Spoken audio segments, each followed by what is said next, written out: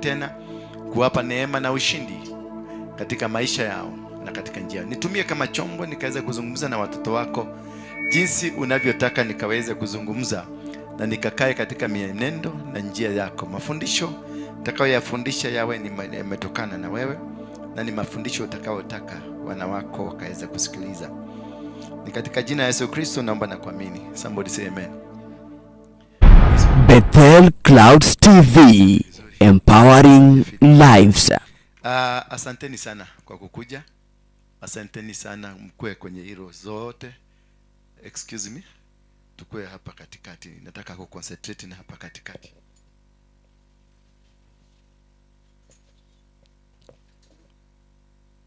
Hivyo kina madhe, kina shosho, watu wa Thika. Kana hikigioketo ni andu a Thika ni gioke.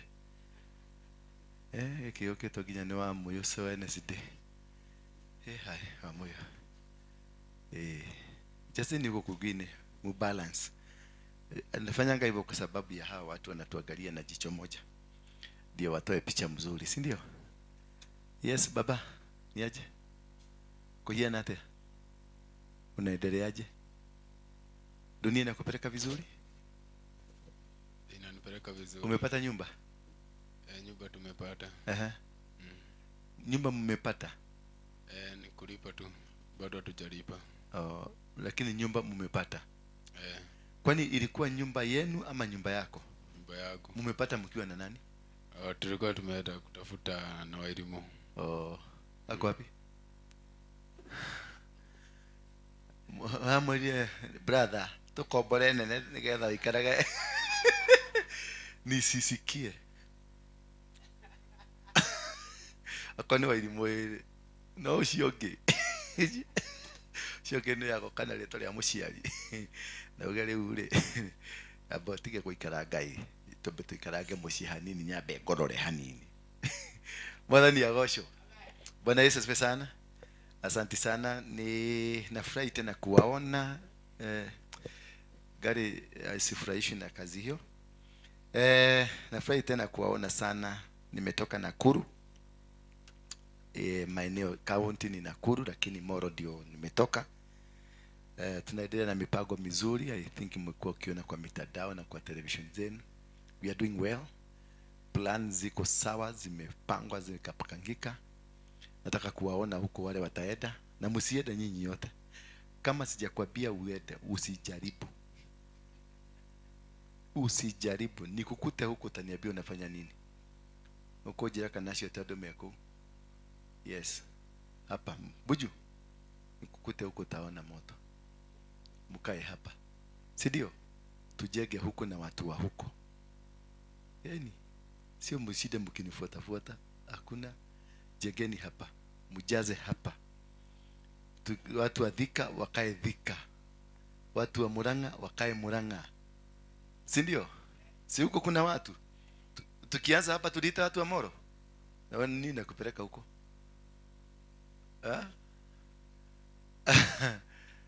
Bwana asifiwe. Nataka itengenezwe pale, wachana na hizo. Leo nataka kwa sababu Sunday naona kama sitakuwa kwa evening service, nitakuwa kwa morning service. Nitateremka na chopa. Nitaenda na chopa. Muiguo. Na eshari yako ikoroke na chopa.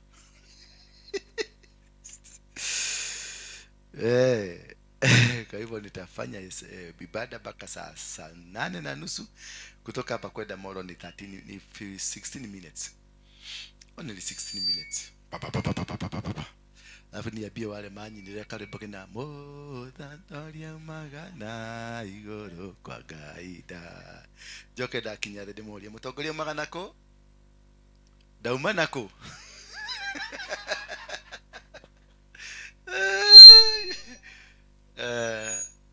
Na ndio mzuri. Na hiyo ndio the best thing when you're preaching Jesus. Lazima tuonyeshane nguvu zake, tuonyeshane jinsi upendo wake ulivyo, na watu wa Moro wanaopenda. They are so well coordinated, well wanafurahia sana, they are happy for you, na wanaombea sana sana sana, na wanasema they want to come and see the role model, waone venye mmejipanga, ndio hata wao pia wajipange. Bwana Yesu asifiwe sana. Leo nataka kwa sababu ya hiyo topic ile ya Jezebel, tunaingia part 2 ya Jezebel and see what Jezebel does. Ni nini Jezebel anatufanyaga?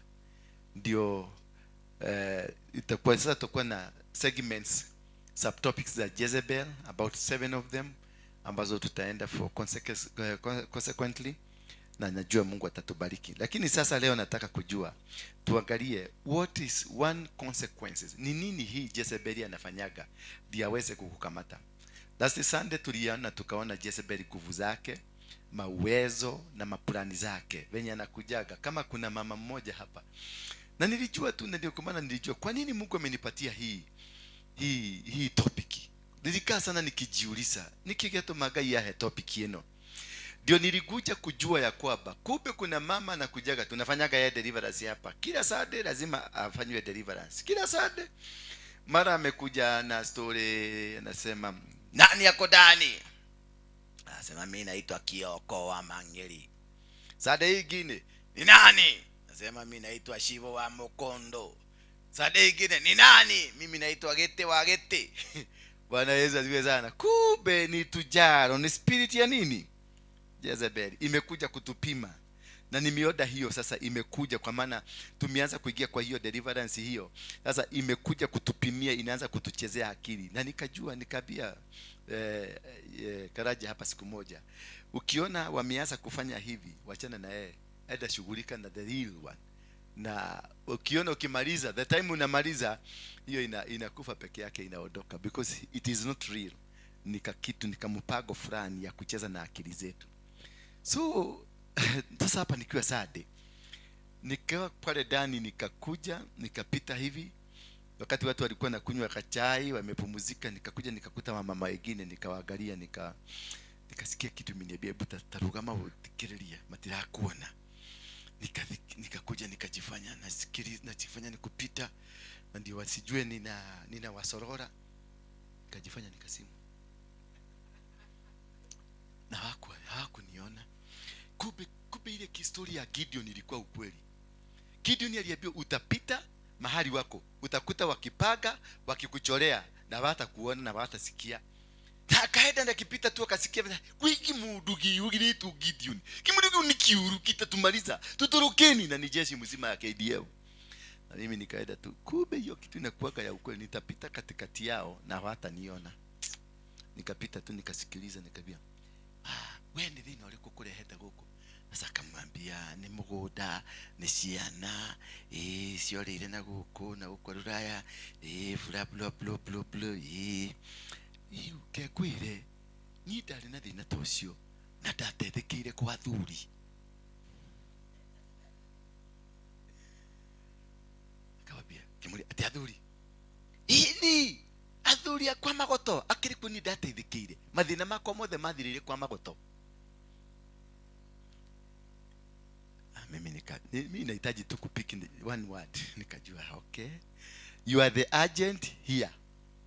Bwana Yesu asifiwe sana. Kumbe tuko na maagent hapa, na wamekuja job, na huyo mama tunafanyaga ya deliverance. Ni rafiki yako sana, na kutaka mkipiga story pale, kumbe anakucholeaga, na labda alikupelekaga na ujui.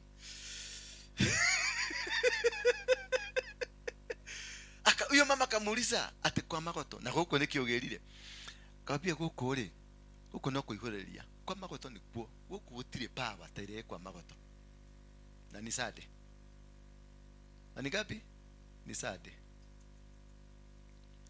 na ni deliverance service. Sasa tuko pale, alafu wakati sasa tumeanza maombi, nilimuona kifanya akagukia hiyo mama tena roho tena akamwambia guka, mama akamuondokea tena akamwagukia, anataka kumuonyesha hii roho ni ile ya magoto ndio inafanya kazi.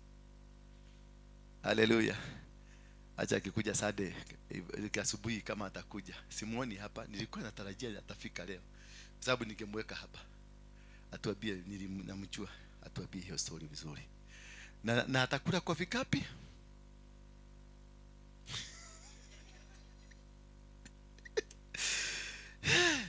Si unaona sasa? Na ndio nawapiaga chuga sana.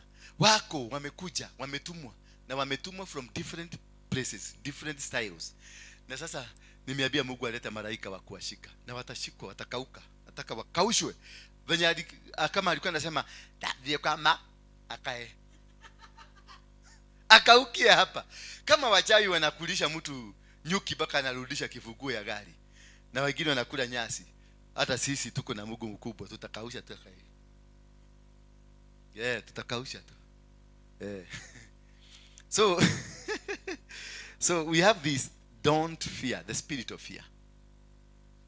It is one part of what Jezebel anatumiaga, the spirit of fear. Unakuta kuna kitu unataka kufanya na kuna mambo umefaga vizuri, lakini spirit of fear ikiingia ndani yako, you cannot move. Na ndio kwa maana niliangalia kitabu ya Joshua, nikaona Mungu akamwambia Joshua, mtumishi wangu Musa ambaye wewe ulikuwa mtumishi wake amekufa. Kwa hivyo amuka uende upeleke watoto wa Israeli kule ile nchi niliwaahidi. So nikarudi nikaanza kusoma kuendelea hapo chini, nikaona amerudia akamwambia, do not fear or afraid because I'm with you. Mara 6 amerudia, from verse 1 to verse 15. Amerudia mara 6 ya kusema usiogope wala usifadhaike. Nikashangaa. Nikarudi nikaingia kwa Musa wakati anatumwa. Musa naye anakaambia Mungu, kama hatuendi na wewe mimi siedi. Mungu akamwambia usiogope maana niko na wewe. Nikasoma kitabu cha Elijah, nikakuta pia Elijah alikuwa aliwekwa uoga na Jezebel mwenyewe.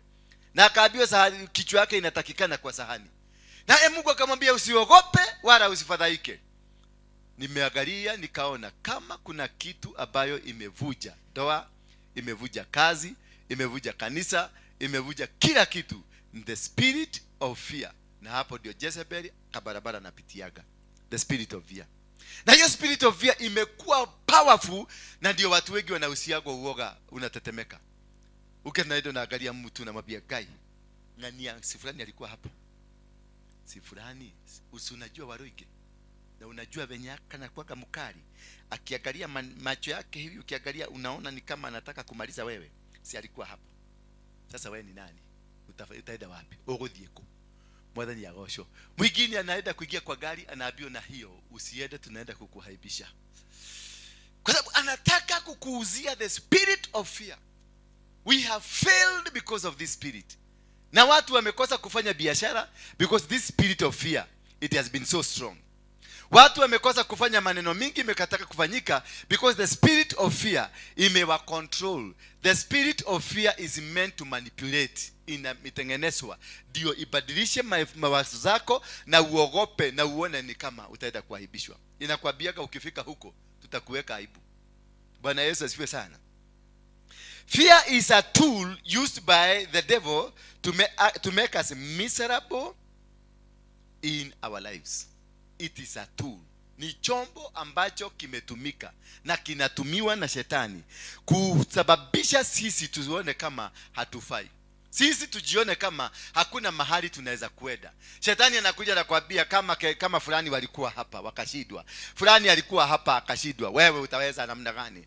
Kumbe wewe unakuwa na Mungu, lakini amekuonyesha shetani huyo Mungu wako hawezi kufanya jambo lolote. Na hiyo ndio power ile shetani anatumiaga. Fear inatokaga kwa shetani, haitokagi kwa Mungu. Na fear yote imekujaga kukuondoa na kuhakikisha haufaulu katika malengo yako. Ndio nakutaga umepanga safari ya kwenda mbali, umeitwa kasi Mombasa, lakini sasa unaanza mahesabu Mombasa kule kuna majini. Fear inakujaga inakwambia, unakumbuka alafu kukue kuna anko yako alikuwa anaishi Mombasa, inakukumbusha anko venye aliletwa. Unakumbuka anko venye alikuwa amekoda, alienda huko akanyonywa damu na majini. Na zinakuzungumzia. Alafu unakumbushwa kitu kingine, na kukumbushwa unakumbuka brother yako venye alipigwa vita, akapigwa mpaka akakodolewa, macho yote katolewa. Hivyo ndivyo kunaenda kufanyika. Sasa ukiimagine hiyo kitu unasema niko digodi. Bwana Yesu asifiwe sana. Ukiimagine kitu kama hiyo unasema hiyo hauwezi na hautafanya. All of us hapa we are limited because of fear. Tumeshindwa kwenda mahali, tumeshindwa kufanya biashara, tumeshindwa kushika microphone hii uhubiri ukiwa na ujasiri. Mimi nilikuwa naogopa kushika microphone. Mimi nikiwa hivyo nilivyo. Nilikuwa naogopa nisionekane, nisianze kanisa alafu watu wakose kukuja. Shetani akaniambia, "No, ugeuka. Kuna mtu atakuja. Hebu sasa." Na ikaniletea picha mzuri nikiwa Mungiki. Ikaniletea picha Mungiki, ikaniletea Mungiki ingine ilikuwa hapa Kariobagi, ilipigana ikauana. Ikanikumbusha hiyo story. Ikanikumbusha story nyingine ilikuwa huko Karatina na Kerugoya huko. Ikaniambia, "Unakumbuka venye watu walifanyana huko Kerugoya? Unakumbuka Karatina? Watu walipigana, wakapigana, Wakiugoya na hawa wakapigana. Unakumbuka?" Ikaniambia, "Kumbuka pale Kariobagi." Ikaniambia ingine, "Kumbuka huko Nakuru." Ikanikumbusha maneno na ikaniambia, hawa watu hawajasahau, bado wanakukumbuka na wanakujua ni wewe ulikuwa kiongozi, hata kama hakuna kitu ulifanya, lakini ni wewe, unajulikana ni wewe. Na nikafanya hesabu yangu, ilikuwa saa 9 usiku. Nikafanya hesabu yangu because tulikuwa tumeingia, niko kwangu nimejenga karumu ka kuomba. Sasa nilikuwa hapo, nikafanya hesabu yangu, nikaona geke nigeshonoko gukuti onagwide kajikwa, na nikajiambia kabisa, hii kitu wacha niwachane nayo. Ile kitu nitafanya, nitaenda shortcut, nitakuwa nikitafuta pastor nina support ndio nisijulikane, na akiniita huko naenda namwambia, na usiambie mtu ni mimi nimetoa, ndio kwa sababu wakijua ni mimi nimetoa hii mabati hawatakuja kanisa. Sasa nikaanza kujicomfort, kumbe shetani ameniambia hata kutoa kitu kanisani usitoe na usiwache watu wakujue. Kumbe trick ya shetani inajua unabarikiwagwa ukitoa. Bwana Yesu asifiwe sana. So alikuwa amehakikisha ya kwamba all avenues, tujia tuote twa kutoa amesimamisha na amefuga, na hakuna mahali nitatoa. Kwa hivyo hakuna mahali nitagusana na Mungu yangu. Bwana Yesu asifiwe sana. So for you to conquer, for you to win any battle, fear must be conquered. For you to succeed, ndio uweze kufaulu katika maisha yako, ndio watoto wako wafaulu, ndio ndoa yako ifaulu, ndio kanisa kama hii ifaulu.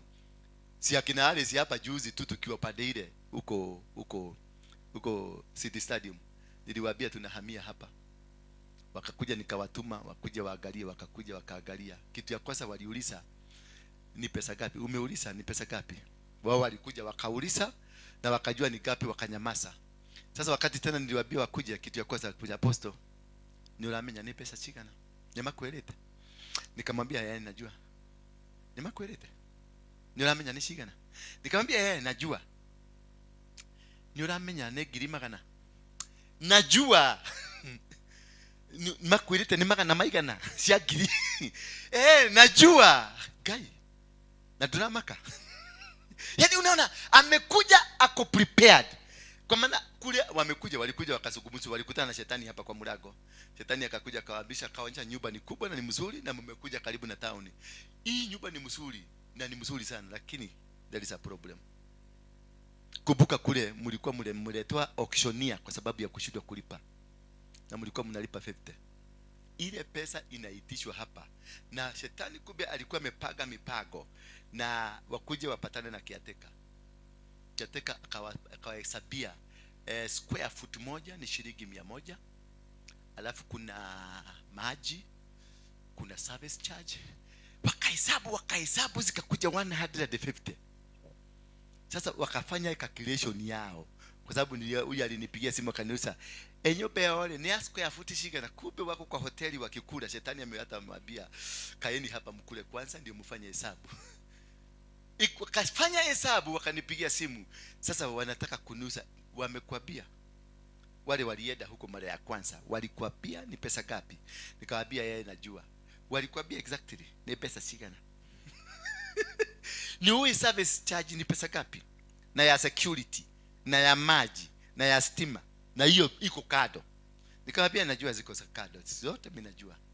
Wakaniuliza, "Na sasa unajua ile pesa utalipa na inalipagwa quarterly, hailipwi mwezi, inalipwa quarterly." Wakafanya hesabu, wakaniuliza, hawakunitajia kwa mdomo, waliandika kwa kitabu. Unaona hiyo figa? Unaona tukiweza. Sasa si shetani alikibia ndani yao, akawaambia, "Neteni mstop this move." Kwa sababu shetani alijua tukifika hapa dunia yote itatujua. Bwana Yesu asifiwe sana. Tukifika hapa, this is our season. Sasa kile shetani alikuwa anataka kuzuia ni season isiingie. Kumbuka hakutumia watu waije, hakutumia watu wengine, alitumia leaders wa kanisa. Mimi wakati nilijua hii ni spirit of fear, niliwadanganya nikaambia nyinyi kaeni huko, hata nimeona hiyo nyumba nimeachana nayo.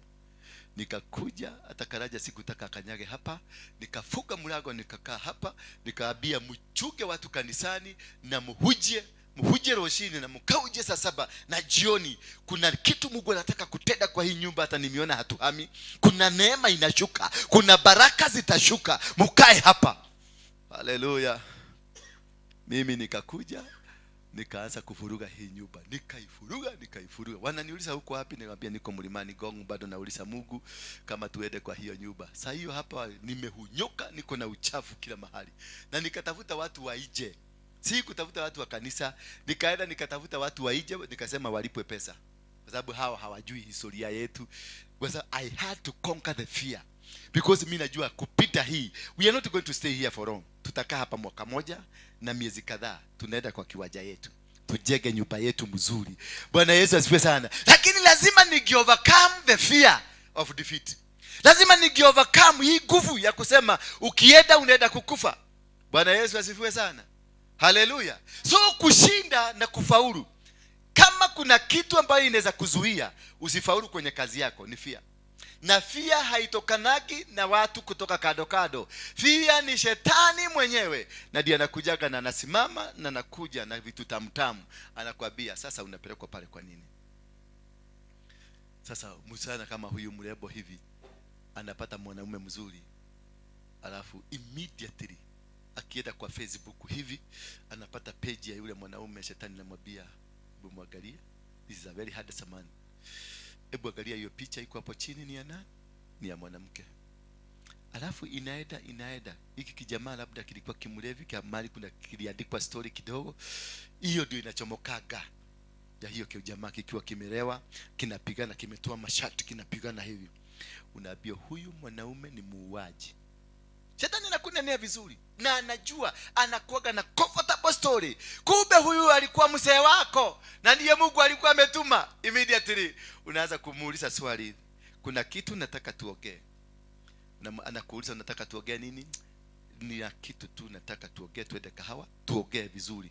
Kumbe anataka kwenda kumuuliza, niliona kwa FB, na ile picha aliona kwa FB ni mtu anakuaga Ghana, hakuagi Kenya. Ni fake picture, ni mtu ambaye look alike ako huko. Na anaona kweli, anaona huyu ni ule. Na hata huyu mtu naona kile jiroba kile anaendesha ndio hiki hapa.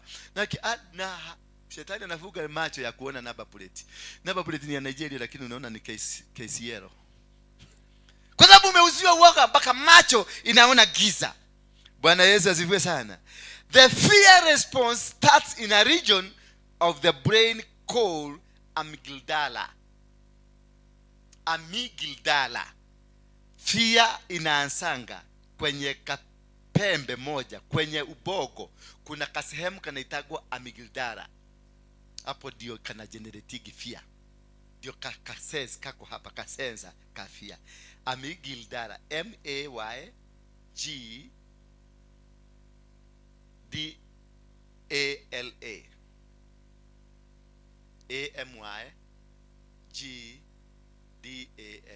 Amygdala. That is a place, a segment katika ubongo ya mtu hapa. Ako kakitu kako hapa. Naona hapa kwenye githogori hii ndio kanakuaga hapa. Sasa hako ndio kanatumikaga, ndio kana generate fear na kana magnify. So kana send hiyo signal kwa mwili mzima, na unaambiwa sasa wewe unaenda kuisha. Ile aibu utapata. So wakati tulifanya crusade ya kwanza, siku ile tulienda hii, wacha zile za zamani. Sasa ile crusade genuine nilienda ya kwanza ni hii ya Thika. Wakati tulienda, kitu ya kwanza tulienda Thika Stadium. Tukaambiwa, wakauliza ni nani anakuja crusade? Wakaambiwa ni Apostle Waruinge. Hawakushika mzuri. Wakarudi wakaona karatasi imeandikwa Apostle Dora Waruinge. Askari OCS alirudi nyuma.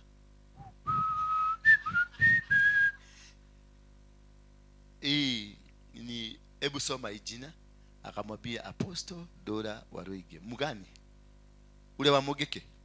Ati aliyokoka. Nani alikwambia ameokoka? Aliyokoka. Sasa enda kwa OCPD. Immediately OCS akaondokea, enda kwa OCPD. Tukaenda kwa wakaenda kwa OCPD. OCPD amepigwa simu na OCS. OCPD kufika huko, OCPD akasema nendeni Nairobi kwa wakubwa wa Nairobi wawapatie report mkuje. Wakauliza kwa nini? Wakamwambia of all the pastors ile mumetafuta, mumiona huyu? Mimi mwenyewe kama polisi siwezi kubali huyu mtu akuje hapa. Hii ni vita.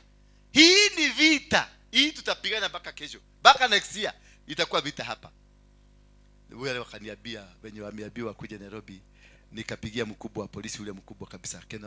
Anaitwa nani? Huyu Mumeru. Nikampigia simu nikamwambia niko na mkutano ya amani Thika. Nataka kukualika ukuje. Oh my friend, long time friend. Uko na mkutano, ninakuonanga, ninakufollow kwa YouTube. Na umenifundisha. Hata kuna siku nyingine tulikuwa tunasema na mama na bibi yangu tutakutembelea. Nikamwambia basi siwaambie watu wa Thika wasinisubue. Nilimwambia tu hivyo. Siwaambie watu wa Thika basi wasinisubue.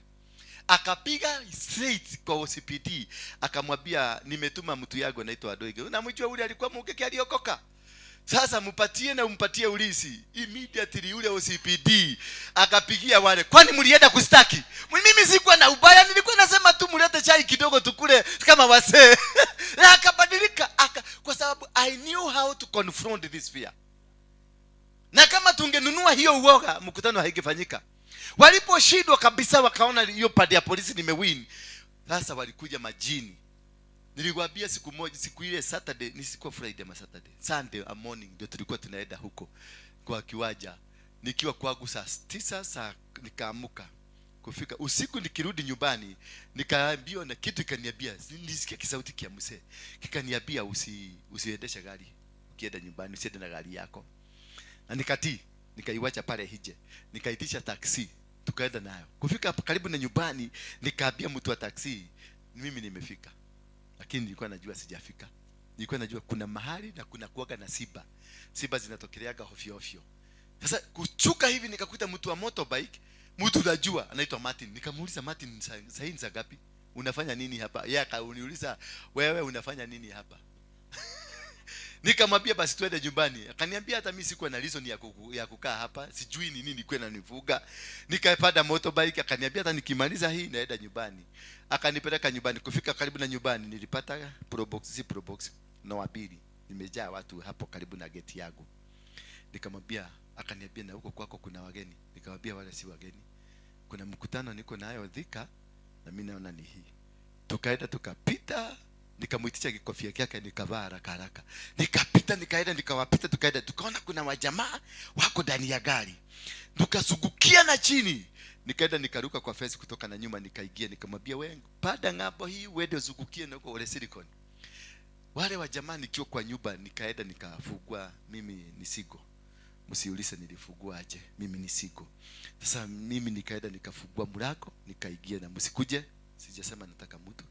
So nikaingia, nilipoingia nyumba yangu ni kubwa, nikapanda huko juu kwa balcony nikawaangalia. Nao nikaona wanazunguka, compound wanazunguka, wanaona hakuna gari, kwanza wanajua kwa sababu kwangu hakuna gate. Mimi nakaaga na Marion, kwa hivyo Mungu aliniambia nisifence kwa sababu kuna security amenipatia ya Marion. Ukitaka kuja tu jaribu uone kama wenye maneno itakuwa. Kuja tu jaribu siku moja, ukuja usiku uone ndio ujue security ile mimi nakuaga nayo. It's natural. So why watu nikaona nikiwa kwa nyumba nikaona wamezunguka ni kama walikuwa wakaona huyu mtu akuji wakatoka, lakini kumbe walikuwa na communication hapa. Waliambiwa jamaa ametoka. Kwa hivyo walinifuata, lakini venye nilipotea katikati hapa hawakujua. Jamaa walizunguka wakakosa. Mimi nikaingia kwa kitanda kwa sababu nilikuwa nataka nilale kidogo ndio niteremke. Saa 11 kwenda kuamka nilikuta pande hii yote imekufa.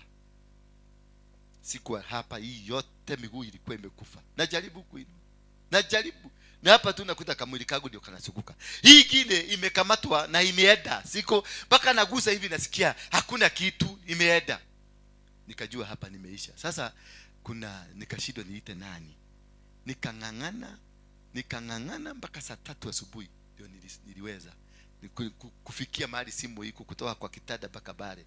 Kutoka saa 11 nilipaulu saa 2. Nikajiakusha hivi mpaka nikaiguza nikaifuruta ikakuja. Hapo ndio nilipiga simu. Nikapiga church, hakuna mtu alichukua. Nikapigia bishop. Nikaambia bishop, sasa iko maneno iko namna hii. Bwana Yesu asifiwe sana. Na akaniambia nimekuombea upate nguvu uende crusade. Immediately nikasikia mguu imerudi, nikasikia kwingine kumerudi, nikaamuka, nikateremka kwenda Thika. Baada nilifika kitu saa 8 nikakuta sijui wale walienda huko mara ya kwanza kabisa. Kulinyesha mvua, stadium peke yake ndani, lakini nje ya perimeter ya stadium hakuna mvua. Watu wote waliokuwa huko wote, Buju mlikuwa? Watu wote walikuwa wote wakatoroka tuliwaambia, umeona mvua imenyesha wapi? Usio ni morogi. Leo mnaenda, leo mtakunywa damu yote mtamalizwa. Watu wakasagaa wakakuja kuangalia, walikuwa wamekaa huko nje kuangalia pale stadium peke yake ndio inanyesha mvua. Huko nje ya perimeter hakuna mvua. Huko nje hakuna mvua. That is the power of the spirit of fear. Watu walikaa nje kutuchungulia. Ndio tulirudi kuambiwa walikuwa wametoa mtoto sacrifice jana hiyo. Kumake sure hiyo nini? Na ukumbuke tukitoka hapa niliwaambia ile madhabahu tunaenda kuvuja Thika si madhabahu ya kawaida, tunaenda kuvuja madhabahu ya Freemason. Kwa sababu headquarter ya Freemason iko Thika. Iko pale Kilimambogo. Ndio kuna nyumba ile toko ya Macmillan iko hapo. Na tukafanya ile kazi tulifanya na tukafanya crusade. Ilifaulu at the end of the day. But nilikuwa na zeal na mori ya kusema I have to get into that stadium. Lazima. Because that is the condition ambayo Mungu amenipatia. For you to win, you must conquer your fear. For you to succeed in your marriage, you must conquer fear. For you to succeed in your business, lazima ushinde fear. For you to succeed in your whatever you do kama ministry kama hii, you must win against fear. Lazima ushinde. Failure to that, hawezi kushinda. Ndio ameambia Joshua mara 13 amerudia, anamwambia do not be afraid nor be dismayed. Usiogope wala usifadhaike, maana niko na wewe. Maana alijua fear ikiingia huyu mwanaume hakuna mahali ameenda. Akamwambia ingia nimekupatia Jericho, lakini usiogope. Mungu anakuambia nimekupatia huyu mama, nimekuchukua yeye, lakini anabiabia usiogope wala usifadhaike. Anakaka kidogo na anakuambia nimekupatia huyu mama, usiogope wala usifadhaike. Anakaka kidogo na anakuambia nimekupatia huyu mama, usiogope wala usifadhaike. Ukiambia ameona amerudia, nenda uchunguze huyo mama ni nani. Si kitu hivi hivi, ni mzigo na ataweza kukunyofoa. Bwana Yesu asifiwe sana. Mungu, ukiona Mungu mahali amerudia mara 2, kama ni biashara unafanya, unasikia kuna kitu inarudiwa kwako, usiogope wala usifadhaike. Kuna ushindi mkubwa. And God has never, hawezi kukupatia kitu ambayo hijakamatwa. Mungu anakupatia. Hii nyumba ilikuwa na mtu. Hii nyumba ilikuwa ya coffee board. Tulitoa mafailu hapa, tukatoa tukaweka pale nje. Na tukachukua nyumba tukajishikilia. Bwana Yesu asifiwe sana. Hata huyo mwanamke unaenda kuoa, hakuna anakuaga na mtu mwingine anamchugulia. Hakuna mwanamke anakuaga sigo, na hakuna mwanaume anakuaga sigo. Kama unangojea utapatana na mtu mwenye hana mtu, I'm telling you my sister, ogokoroge atagerera. Since the days of John the Baptist, the kingdom of heaven suffered and is taken by what? By force. Ukisikia mtoto wako ametekwa nyara na kimama na huku, kama mimi kuna siku nilikuwa nimefugwa na mama mzee. Mama yangu alikuja kunitafuta. Yes, hakuweza ati ni maombi, aliomba maombi, akaambia Mungu nipatie nguvu kama ile ilikuwa na Joshua, nikakomboe mtoto yangu. Nilikuwa nimewekwa hapa Mkuru. Na mama mzee kuliko mama yangu alikuwa nikaa kwake. Ni mama ya shanga. Alikuwa anauza shanga. Na mimi nilikuwa bodyguard, namuosha nyumba, naosha mpaka nguo zake. Sasa niambie, hapo ningetokaje kama mama yangu hangekuja?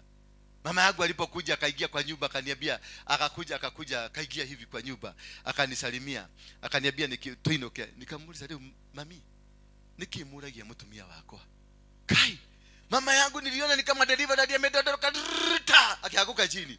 Mama yangu alijisikiria huko Kenyatta,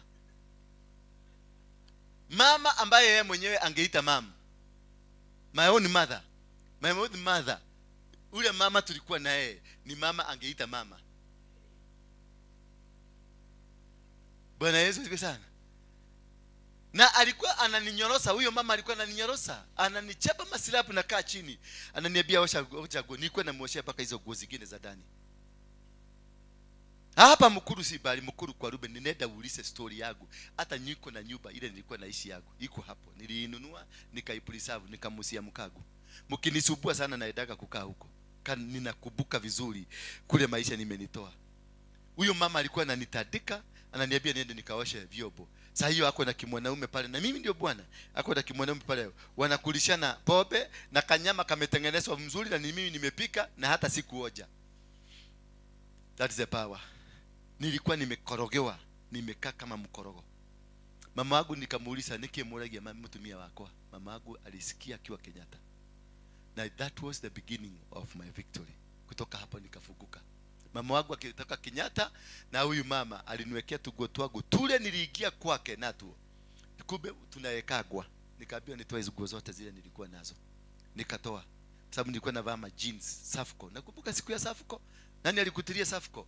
Jeans ilikuwa inaitwa Safco, nilikuwa navaa hizo na viatu za safari boot mzuri na kisweta kingine kilikuwa wanasemaga ni kia mama, lakini kilikuwa ni hii inafaa hivi, alafu ilikuwa na turagi tu black huko mzuri heavy. Nitawatumia, niliiona hapa hii wakati huo, niliiona hapa, nitapost ndio muone hii venye nilikuwa nimekodeshwa. Nilikuwa nimekoda, nimekaa kama goda. Bwana Yesu asifiwe sana. So mama yangu, huyu mama alipo, I think hiyo kitu, hiyo roho iliangusha mama yangu, iliangusha hata ufalme hii wengine, na nikawachwa huru. Niliwekewa kutogotoa gutule tu, nilienda nato tugine nikavaa tuzee, alafu nikaekewa yingine paper bag, nikaambiwa kanyaga kubwa, na nikaambiwa ukionekana mkuru kwa Ruben tena utapigwa risasi. Mimi nilipaga mara moja, nikatoroka. Nilienda kuajiriwa kazi na mtu anaitwa George Nyaja, alikuwa former MP wa Lemuru. Ndio nilienda nikafanyika watchman huko. Nilimchuga mwaka mzima huko. Na yule alifanya nipata kazi huko ni kijana mwingine tulikuwa tunasoma na yeye. Nilikuwa tumekutana na yeye kwa barabara siku moja. Akaniambia nakaaga kwa Nyaja. Sasa wakati nilifukuzwa nilienda kumtafuta. Nikamkuta huko tukiwa tumekaa na yeye Nyaja, na yeye anapita akauliza huyo, hebu uliza hiyo kijana kama anataka kazi. Akakuja akaniuliza, kaambia ni. Nikapatiwa nguo ya green na jacket ya green na rugu na kofia. Nilikuwa nakaa kwa gate. Nikafurahia hiyo kazi kwa sababu ilikuwa na amani na ilikuwa na upendo mkubwa sana. Maana nilikuwa naletewa raji hapo na msichana wa kazi, huyo house girl wa huko kwa Nyaja. Huyo house girl tukaendelea tukapendana. Si mnajua yule kijana yangu anaitwa John? Wangapi unajua John? Wale wanajua John alitoka hapo. John alitoka hapo. Bwana nikiwa na urugu. Sasa nyumba tumeachiwa, mimi ni watchman na house girl ndio anawachiwa nyumba. Sasa ikakuwa maneno ikakuwa mzuri, tunakula chakula mzuri ya friji. Hapo ndio tulitoa John. Bwana Yesu asifiwe sana. Ninakumbuka hiyo maneno, inanisaidia sana because it keeps me going. John is a very bright man, mkijana mzuri sana. Barubaru, kijana barubaru. Bwana Yesu asifiwe. Kwa hivyo ile maombi ya mama yangu ilikuja ikatoa hiyo spirit. Na hiyo spirit ilikuwa ya kuniangamiza. Kwa hivyo many of us we are under captivity. Tumekamatwa na maroho ambayo tuelewi. Umekwamia mahali ulikwamia. Huwezi kutoka, huwezi kuhama ile nyumba unakaa kwa sababu hauna renti, hauna hujui na kazi, na hauna mahali pa kwenda, na hauna mtu wa kukusupport. Sasa unashikilia, unajiuliza gogo diate. Mtoto wako amekamatiwa huko ng'ambo. Wacha nikwambie, hata ukienda huko ng'ambo watoto wanakamatwa. Mtoto yako anakamatwa na kimama. Wewe mwenyewe unapigia mtoto wako na kuuliza, mama, una kichwa mzuri? Mtoto anakuuliza, mama, una kichwa mzuri? Unaanguka hapo. Because there is power of fear that is created so that it controls and it destroys the capacity of godliness in you. Kama umeshindwa kuendesha kazi yako, ni hiyo fear. Kama umeshindwa kuendesha familia yako, ni hiyo fear. Kama umeshindwa kufanya jambo lolote ambalo linaweza kupeleka mahali, it is the spirit of fear. The spirit of fear is engineered by the spirit of Jezebel. It creates fear in you so that you cannot be able to move. Huwezi kwenda bahari. Unajaribu kufanya jambo lolote, linakwama. Unajaribu kuinua kazi, inakwama. Unaambia mtu tuende tuanzishe kazi. And for me, for your information, mimi sianzishi. Ukiona kitu nimekuja nimeanza kukuambia tutafute pesa, hiyo kitu imeanguka. Mimi naanzishanga vitu zangu zote without money, single coin. Hii nyumba niliikoboa na check fake. Usiniulize aje na wewe usende kufanya. Whatever I'm telling you here, don't try it at home. I do it because I know my God is faithful. Najua kama alinitoa mkuru, mahali ni wewe ni Bwana. Lakini unaona mama ameingia na mzee bedroom. Alafu unaambiwa kaa hapo utupikie chakula, na inakuja na inaletwa pale. Na unakuja hakuna sehemu, unaenda unawapelekea wako kwa kitanda wamelala hivi, unawapelekea chakula hapo, unakaa hapo na wewe ni mzee wa nyumba. Oh my God. Kama taru mugegeria mundu agegeria tariu. Mundu agegeria tariu ya. Ikirwa tata kegi. Na nilikuwa nakuja na nilikuwa singeweza sina se. Na nikijaribu nilete kama iko na chumvi mingi, ina choto na bibi na hiyo kijigi hiyo sahani. Na ndio pap. Napiga uso, unaenda huko naambia enda ukapiga chakula kingine. Na inapiga na unasikia huko ndani kuna celebration inaendelea. It begins as though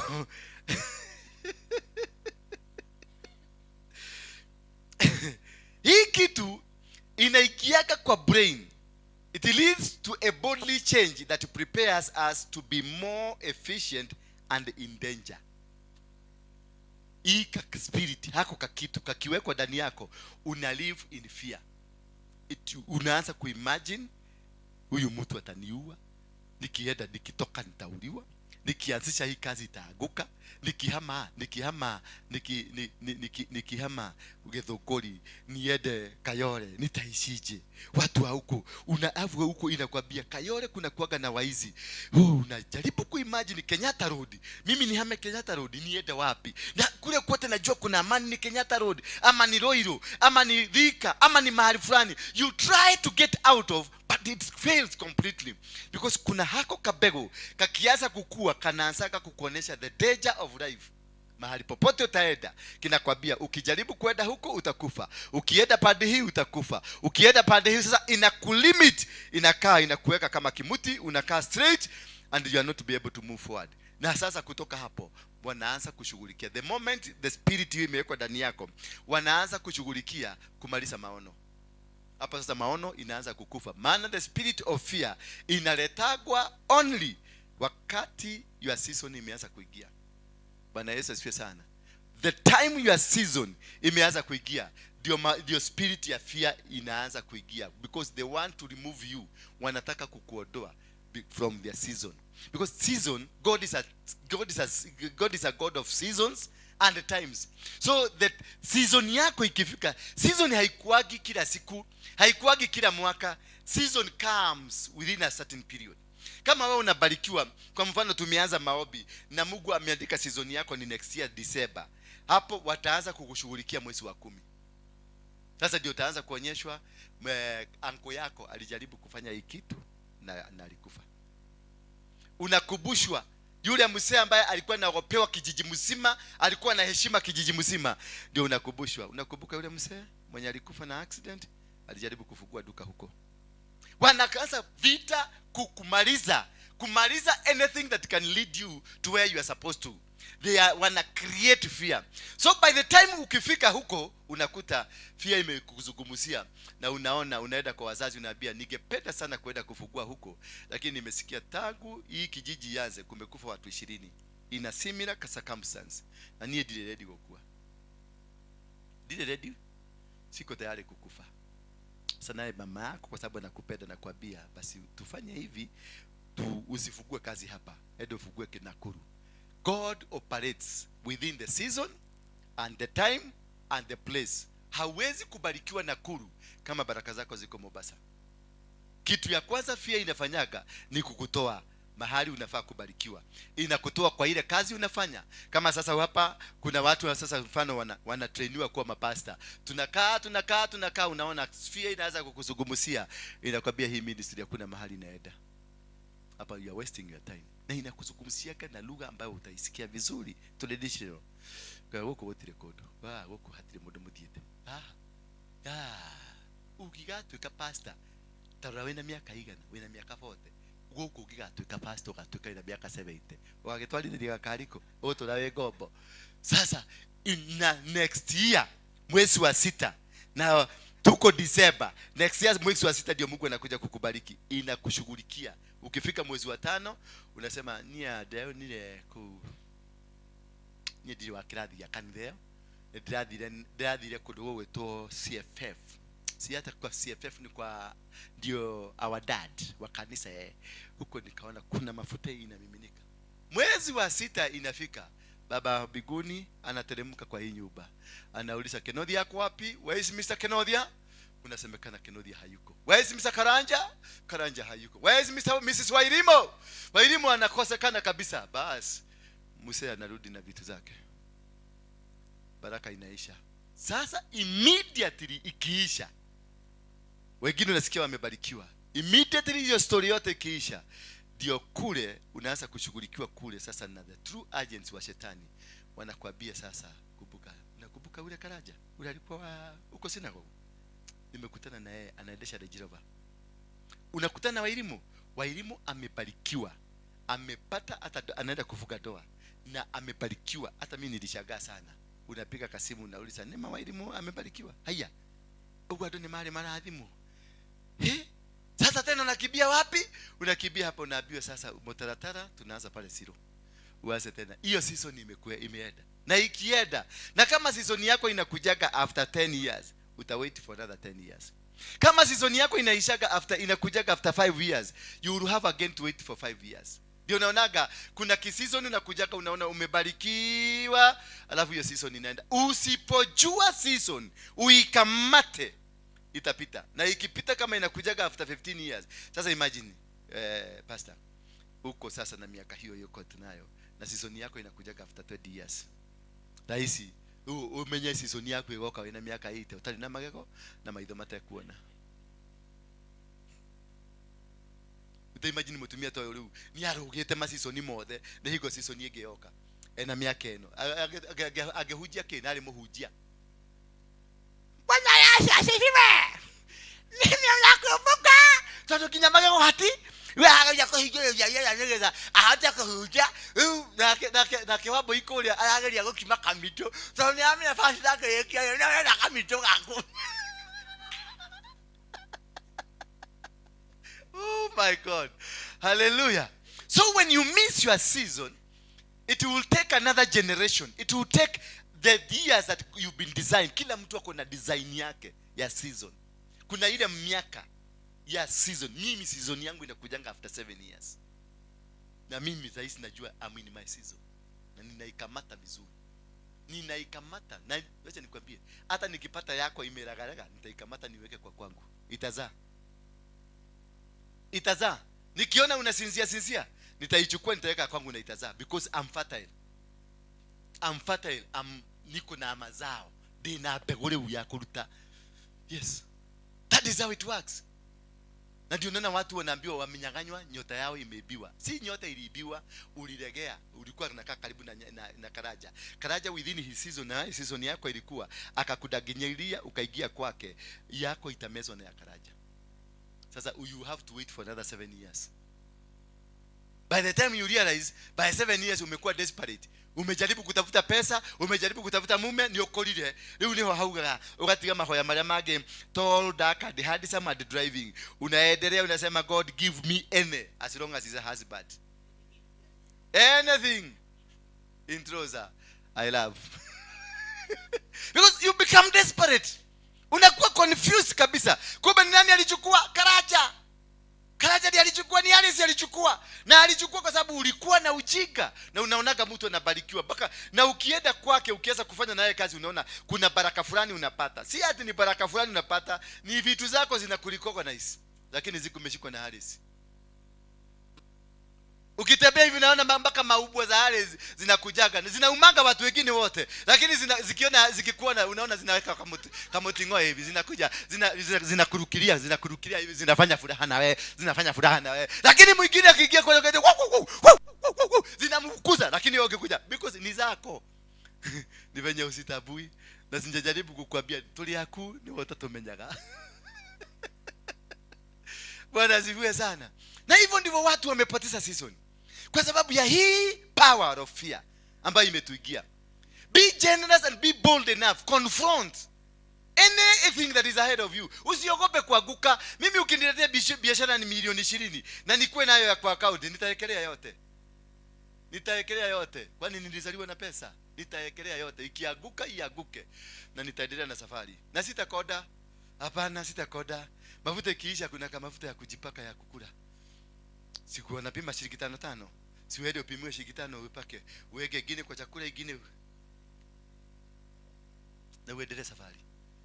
Uendelee utuakane na safari mpaka ufike. You don't be afraid. That part. Do not be dismayed.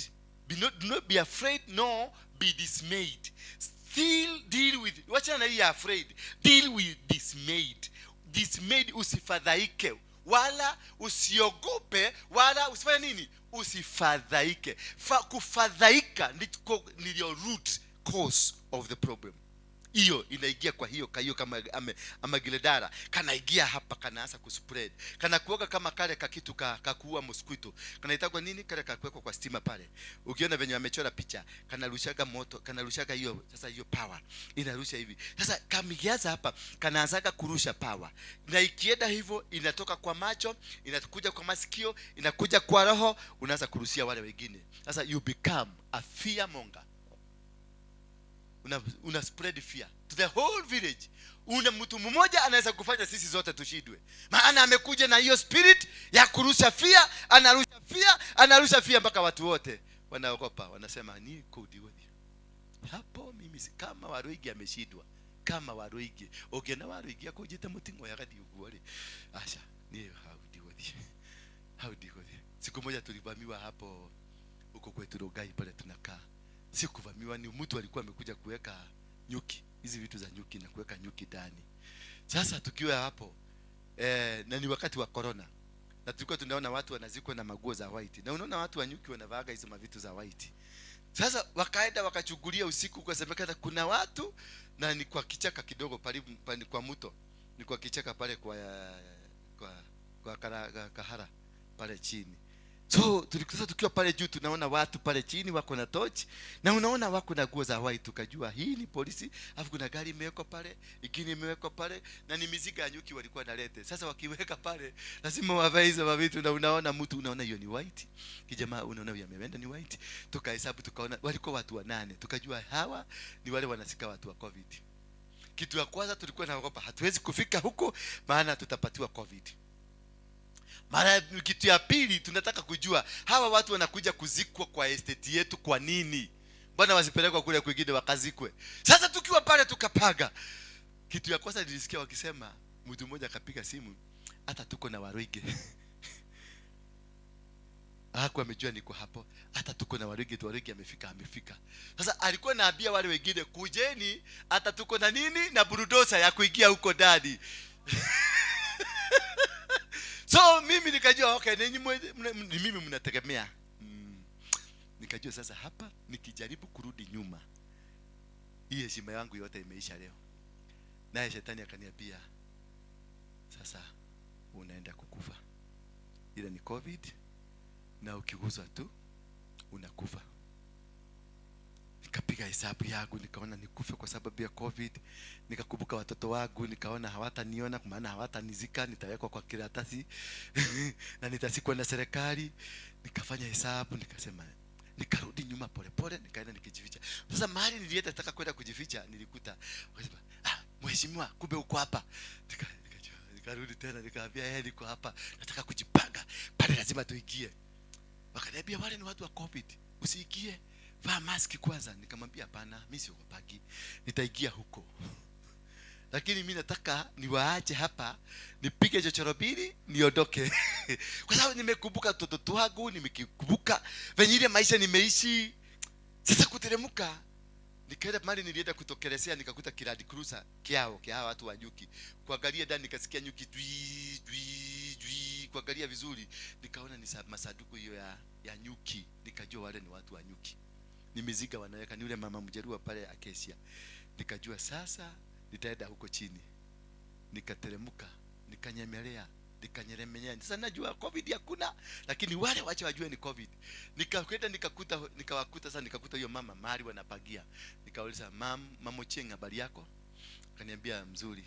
Nini mnafanya saa hiyo usiku? Akaniambia tumeleta mizigo ya nyuki. Akauliza, kwani unafanya nini? Nikamwambia huko juu, unaona ile matochi ndio hapo nzuri, matochi kawakishwa. Wale watu wanataka kuwaua. Na msipokuwa careful hapa mnamalizwa. Maana kule wanajua ni watu wa COVID wanafanya nini? Sasa hawa wakarudi wakaniambia tusaidie. Aki pastor. Mama alikuwa ni wale wa mama tulichapa na huko Kariobagi. So walikuwa wananichukia sana, alikuwa ananiita mungiki. Sasa siku hiyo akaniita aki pastor, tulinde tu pastor. Tuchungue, waambie tu sisi watu wabaya. Nikawaambia wacha tuende kupanda sasa. Tukipanda nikaambia akisheni matasi. Mimi najua huko kuna uoga. Nikaambia akisheni matochi tupande. Tukaanza kupanda. Na hiyo matochi najua inataka imulike maguo zikipa. Hizi manguo za white. Acha nikwambia kule duru. Wakatoa bio watu wakatoroka wote. Estate mzima. Hata wale wa huko kwenu walikuwa wameteremka. Estate mzima wakatoroka. Wakiona watu wa COVID wanakuja na wameshika mtu mmoja. Sasa nilichimulika waone, sasa wakajua kumeshikwa mtu mmoja na ni watu wa COVID. Watu wote walitoroka. Sasa ndio tukapandisha, nikaambia gieni mko magari muende. Sasa walipoenda kumuona wakaanza kusema Waruinge yako wapi? Waruinge yako wapi? Akuje.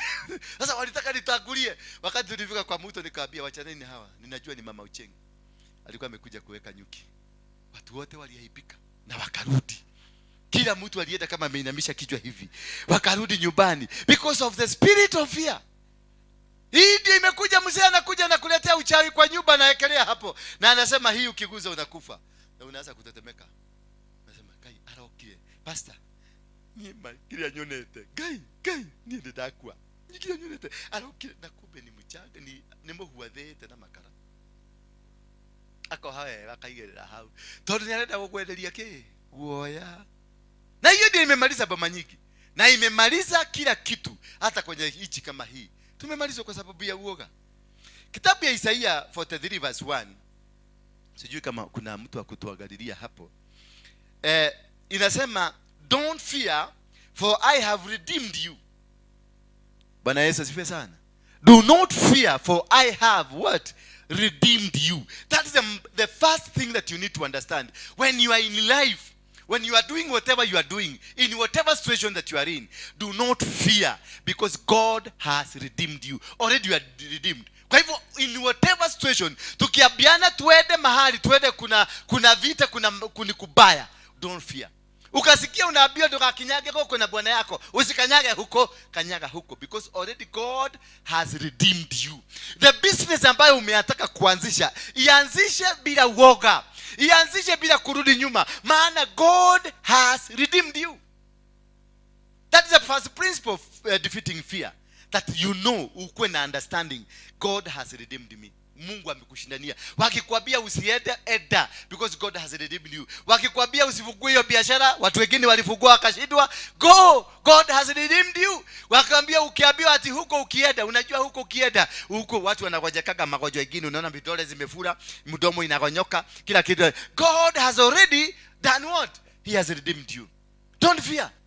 Do not be dismayed. Ukiambiwa do not be dismayed, why? Because already God has done it.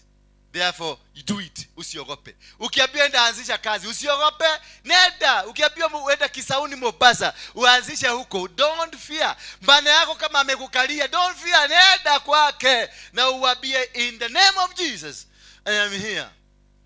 Because what? He has redeemed you. You are already redeemed from fear. The fear, the point of fear has been destroyed in you. It is only now shetani atakuja na kitu kinaitwa smoke screen. Na anakuonyesha it is a reality. Na anakuonyesha kweli This thing's gonna finish you. Unaambia, unasikia kwako kwa shamba yenu imepasuliwa na wameweka fence. Kwa hivyo ukienda huko na unaambia ule anko yule, unajua yule anko yule mbaya anabebaga paka na anavutaka bagi, huyo ndio amefence. Sasa kama wewe uko muoga, hauwezi kanyaga huko, hauwezi. Unauliza maneiba, kwa hiyo anataka na Kenya ajuie au aneko uraga mundu, nie ndigo kwa mugoda leo ikare shamba inaenda because of something that was an entity. Na Kenya ajui ile kitu alifanya, alifence kwa sababu kuna busi, anataka busi zilikuwa zinaingia, akafence kwa sababu wewe ni wenu, na akafence because of you. Hakufence kwa sababu anataka kunyaganya, because of you. Na kwa sababu wewe ni mwoga, unaokoka, unaingia kwa mashimo. Na ukiongea kwa mashimo unasema nini? Unasema huko sina, I have called you by my name, you are mine. That is what God has said. I have called you by my name. Nimekuita kwa jina langu. Mungu anasema. Kwa hivyo usiogope wala usifadhaike. Kwa maana nimekuita kwa jina yangu. Na kama nimekuita kwa jina yangu, nina kusudi kubwa na wewe. Nina mpango, nina nia nzuri, nina maneno mazuri. I got good plan for you, not to destroy you, but to make you conquer. Kwa hivyo wakati unashinda uoga, ati wanakutisha, ati maragu nimeuka kumutunya mugoda, nimeuka kwatura mugoda, nimeuka gwekona, do not fear. Enda huko na ukanyage huko, ujue unasema I have been redeemed by God. Na unatembea na tumaliko, unatembea na unafanya hivi na tumaliko tudogo. Alafu ukiweza naona ile kitu kanini, kuna mama alikuwa anatuhusiaga uoga, alikuwa anaitwa Sara. Sara alikuwa anaweka ile simu, ile kitu cha kubeba simu, si unakajua kamfuko ile tulikuwa tunaweka, alafu anaweka wapi? Hapa hivi, na anahang hapa. Sasa ikihang hapa, ukiangalia hapo unaona ni buduki. Sasa mama alikuwa anatuambiaga hakuna buduki. Sasa akitaka ujue, anakuambia hebu guza ukiguza unasikia ni kapisto kamechomoka hivi. Sasa akwambia ukicheza na mimi nitakurarua. Sasa watu wote kanisa mzima ilikuwa inaogopa Sara. Kila mtu alikuwa akiona Sara akiingia, na kila mtu amekuja mkia. Hata wale wabaya kama Babula ndio alikuwa anajiita babaya. Babula alikuwa ananunuliaga Sara kila akikuja, na mkuje na shilingi 50 za kukula soda. Kwa nini? Sara sikasirike na ni simu inakuaga hapa. Nikaambia siku moja, nikaenda nikamwita Sara kuja, akakuja. Nikamwambia hebu nitolee hiyo simu. Akatoa pele, akajaribu kwenda. Nikamwambia simama hapo, tolea hapo. Akatoa kwa sababu nilikuwa nimeambia watu ni elimu akoroko nayo tivudoki. Lakini alitawala kanisa mzima na hiyo simu, watu wakifikiria ni mtu wa buduki. Na alikuwa anawaambia mimi ndio nachugaga, mimi nimetumwa na intelligence ndio nachugaga apostle. Na ili faulu, maana tulienda Mkuru siku moja tukaenda, na nikamwambia paga watu, na anapaga na anaguza na hiyo simu. Sasa ukiguza hapo unasikia buduki. Ena mtumia mukali usione komando. Sasa na mimi wakati nijue hivyo, tulitumia hiyo jina, tuliitumia kidogo, lakini nikaona itakuja kuharibu jina, lakini tuliitumia. Fear not is used more than 80 times in the Bible. The word fear not imetumika mara 80 ndani ya Bible. Ni kwa nini? Kwa sababu kusaidia binadamu lazima umuondolee uoga. Kusaidia mtu yote ndio afaulu katika maisha yake, lazima umhakikishe umemuondolea uoga. That is why katika Biblia mzima jina fear not imewekwa mara 80. Hallelujah. But now this is what the Lord says. He who created you, he who formed you, Israel, do not fear, for I have redeemed you, and I have summoned you by name. You are mine. You are mine. You are the child of God. He has summoned you by name. Kwa hivyo wacha kuogopa. Hata kabiashara ukiona kameanza kwenda chini, usiogope. Simama hapo na umwambie shetani, usishinde ukimwambia yule lalaya. Mwambie shetani, you got no room in my life. Kama ni laya ukianza kusema yule lalaya, ni meaning mko na mahusiano, kwa sababu alikudanganya. Mlikuwa mmekaa wapi akikudanganya?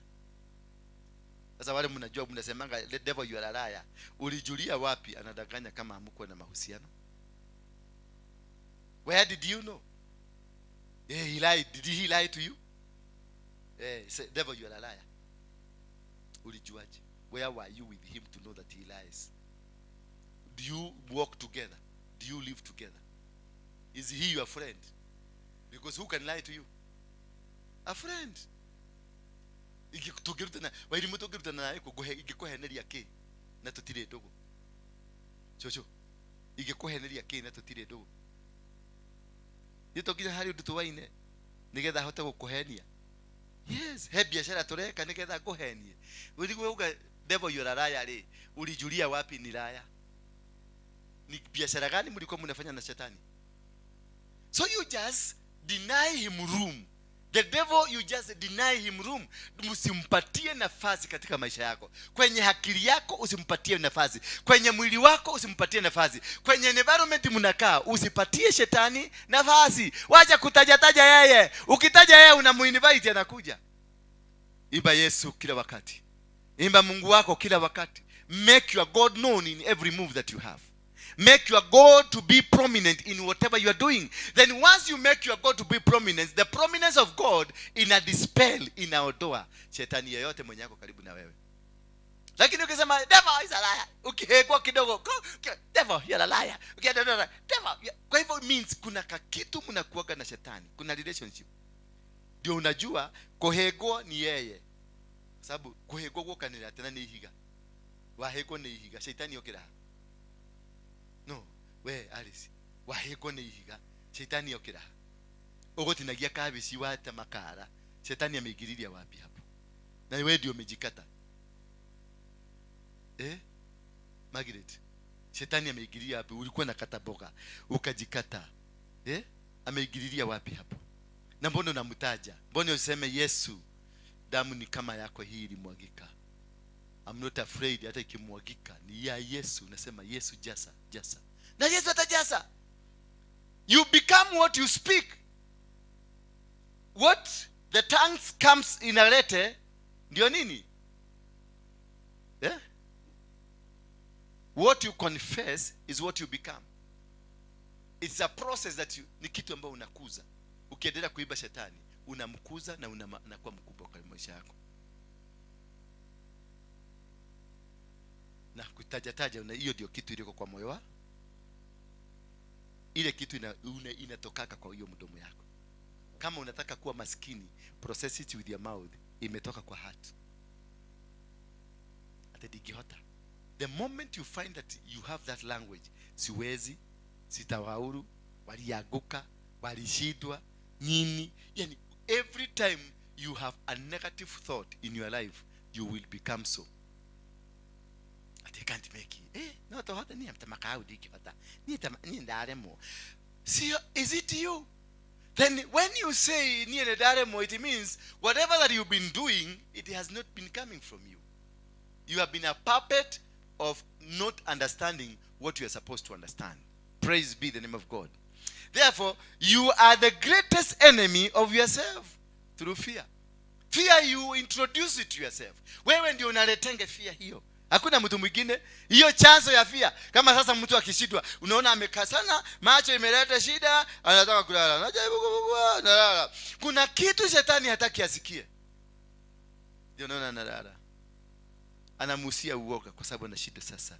Hii kitu ni uoga. Bwana Yesu asifiwe. Kwa hivyo the greatest enemy, adui mkubwa katika maisha yako, si shetani na si maneiba na si murogi. Hapana.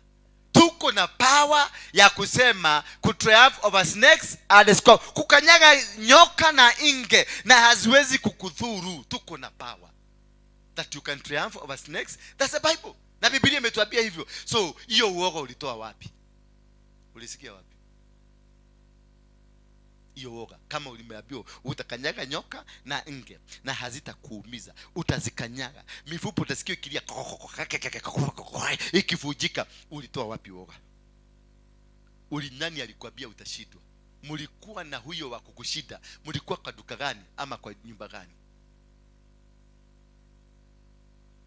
Bwana Yesu asifiwe sana. So lazima kwanza kushinda. For you to make a step of winning, lazima ujitambue kwanza. Kujitambua ndio number 1.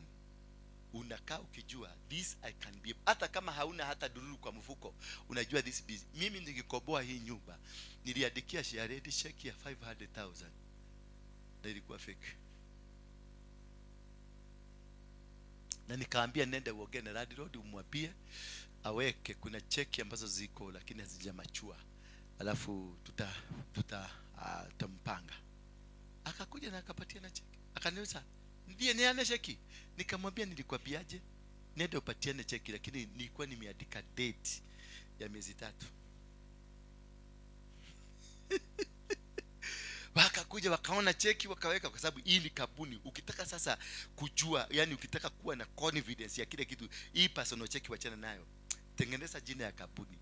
Ukipatiana cheki ya kampuni inakubalika hata kama ni ya miezi 6, lakini ukipatiana yako wanasema hapana.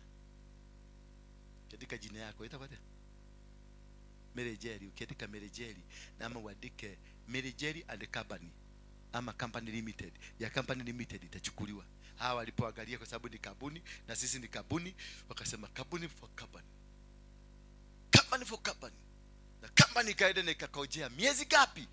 Miezi, wakati ile nilikuwa nimeandika cheki hiyo date, jana yake nikapigwa na msimu kutoka Amerika na ingine kutoka Japan. Zile pesa nilikuwa nimeandika ndizo ziliwekwa kwa account. Nikapigia hawa jamani, nikawaambia, "Muli, by the way, did you deposit the check? Muliweka check?" Muliweka check? Akaniambia bado hatujaweka, kwa sababu mwambie wenda weka cheki, wacha unakaa namna gani? No, I am a businessman na pesa yangu inakaaga ikitoka ikitaka, kwa sababu unaweza kwenda ufike ukute pesa imetoka. Wakaenda wakabank na nikawaandikia ingine na ingine, wakaenda wakabank na hiyo maneno kaisha. Na wakaniokopa, wakajua huyu jamani tajiri. Hapa huko nikipata huko wanajua huyu jamani tajiri. Unaona kama vile kanyaga na kama na kanyaga na ni kama nimekatika propela hapa katikati. Natembea kama mtu ako na pesa. Bwana Yesu asifiwe sana. Wacha kutembea kama maskini. Unajua maskini ndio akiwa yeye mdheni. Maskini anaweka bagi hapa.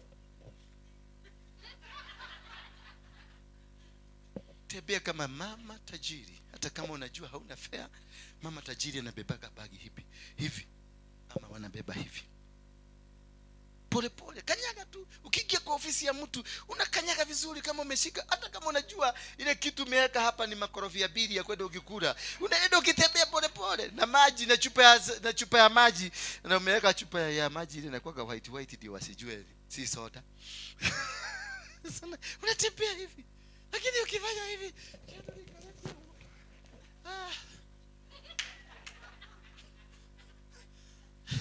hiyo ni roho ya umaskini.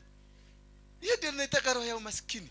Tembea kama tajiri, pesa ione huyo noto ikaranie nake.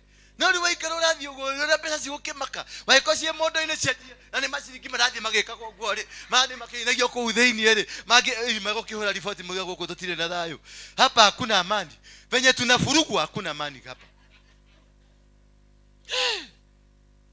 Tafuta kawaleti hata kama una pesa, wacha kuweka manoti na kaa imekujwa kujwa. Ndio naonaka nawaambia kuchua pesa ikae mzuri. Iwache tension. Hii pesa inaogeaga iko na masikio. Inaogeaga ikiona venye imekujwa. Unaona mama kabisa anakuja, amekaa hivi na anataki hata kuona venye ameiwekelea. Anaiekelea hivi ni kama iko na mafi. Na ameikuja hata mama Malikiti yako sawa. Weka noti hata kama ni 10 bob. Mekujure wega. Wekelea hapa. Itajua hapa kuna amani. Pesa zina masikio na ziko na macho na zinaagiriaga. Hakusikiria bagi ni siasikia bana kore kuru kala sitikio karege. Zitabiana huko, kuna vita huko, hatuna amani, tunavurugwa na hatuna amani. Bwana Yesu asifiwe sana. So it is very important, how do you overcome fear? Bwana Yesu asifiwe sana. That's one of the ways that you need to overcome fear. How do you overcome fear? It is by living a positive life. Live a positive life. Hata kama unakunywa uji, hata kama hakuna kitu, ekira ikobe wekira mutusi yoneka ta shuma na oshoro. Yes. Twakoro twaninaga shoro ha na nikikia ti ni last week kianywereire. Ka ni muturesha ikira ha wekati. Ye mutu kimwambia. You know what? How do you overcome fear? By expressing the love of God. Kama later the love of God, because God loves us. You know, he brought Joshua na akamwambia, do not fear, no be afraid. Why? Because I love my promises that I did. I promised the children, wana wa Israeli, mababa zenu, I had a promise with them. When you have love with God, you have a promise of God, and you walk in a promise of God. And then build the love of God in your life. Without the love of God, there is no way you can win any battle of fear. There is no way. Bwana Yesu asifiwe sana. In the book of Psalms 138, from verse 1 to 8, it says, I give you thanks, O Lord, with my whole heart. Before the gods I sing, before you, God, I sing praises. I bow down before you, before your temple. Showcase love. Any love. Anytime you showcase love, you win every battle. There's no battle that will defeat you with the love of God. Because God is love, and love is who? It's God. When you have love, you walk with God, and you live with God, and you stand with God. So first thing, when you are with God, when you have the love of God, then you are with God, and you will win every battle because God is in you. Bwana Yesu asifiwe sana. Ndio siri ya kwanza kushinda fear, putting God's love in you. When you have love, you will never be intimidated by anybody. Hawezi kushindwa. Kuna mtu atakuja kukutishia maisha kama una upendo, maana unajua kama una upendo na ni genuine upendo, sio ile ya kujipaka mafuta. Unajua Mungu wako hapa kwa moyo wako. Na ukao unatembea na Mungu, ushindi iko pamoja na wewe. Hakuna siku utalose any battle. You will always win. Every single battle in your life will be won. Because of the love of God. That is why he brought us his own son. For whosoever believes in him shall not perish. So the belief and the love, because the Bible says, for God so loved that he gave his only son, for whosoever that believes and walks with him shall not perish. So the love of God will cause us to expel fear from our lives. Will cause us to win every battle. Ina shida. Mambo yote unaona inakusubua, unaona yote imekuondokea katika jina la Yesu Kristo.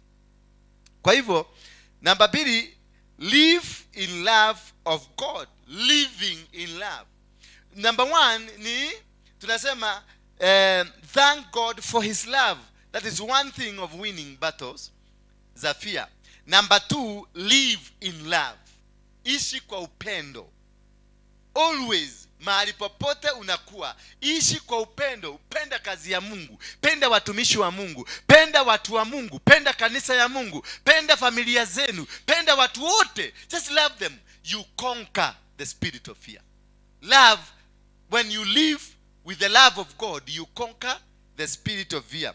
Beloved, that's utaona hiyo kitu katika kitabu ya John, 1 John 4 verse 7 to 21. Nasema, beloved, let us love one another, for love is from God, and whoever loves has been born of God. Whoever loves is born of God, and he knows God. Whoever that loves is from God, and he knows God. You will never be defeated. Ukiishi kwa upendo wa mbinguni, everybody will be walking with you. If you live in the love of God, you will never be defeated. You will always walk. It is 1 John chapter number 4 verse 7 to 21.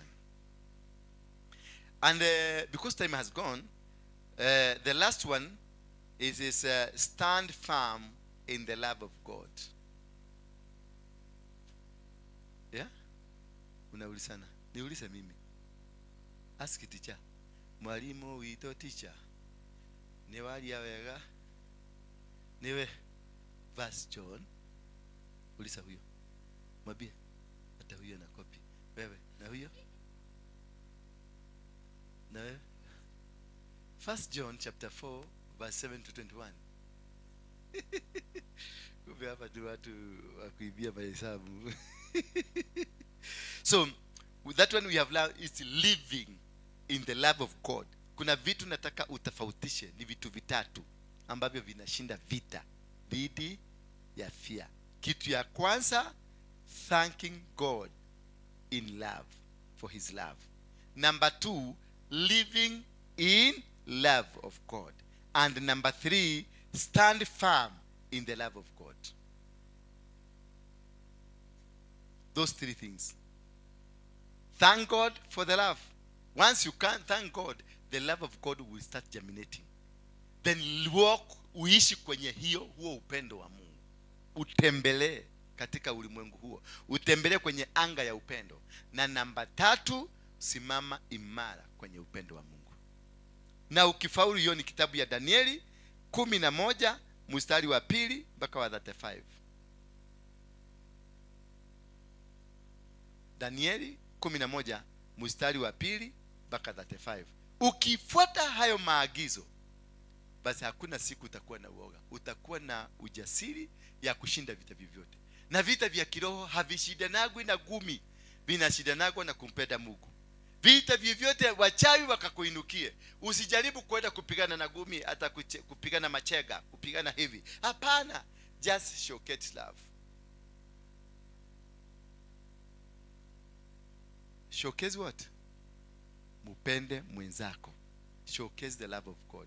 The day and the moment you showcase the love of God, then you win every battle in your life. Praise be the name of God.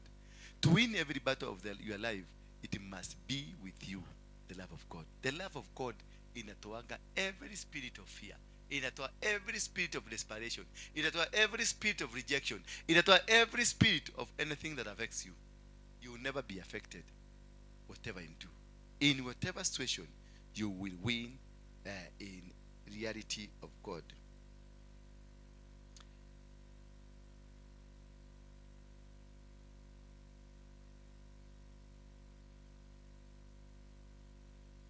And lastly, kabisa ya 4, desire to have the power of God.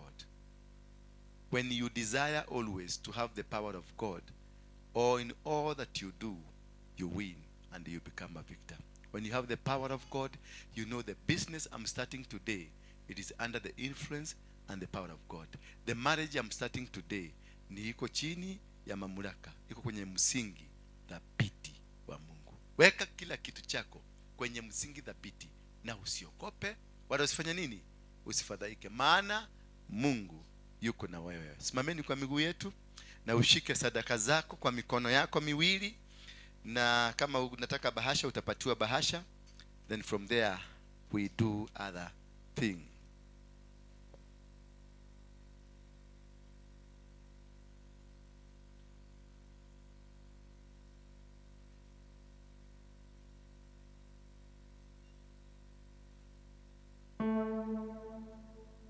Tusimame kwa miguu yetu tunapojitayarisha kutoa sadaka zetu.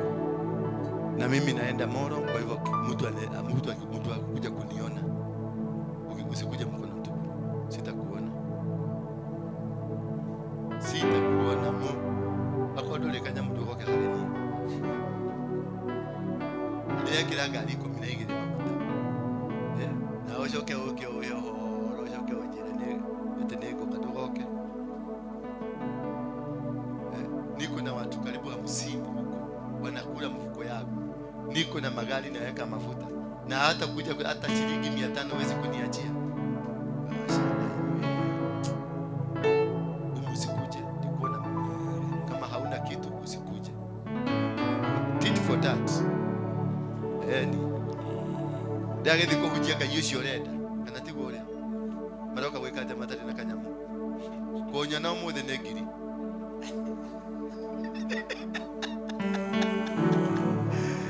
Mama kide. Ona media kuya. Ona media kuya. Nani mamaka? Wekeleni sadaka zenu hapa. Wekelea sadaka zako hapa. Every day.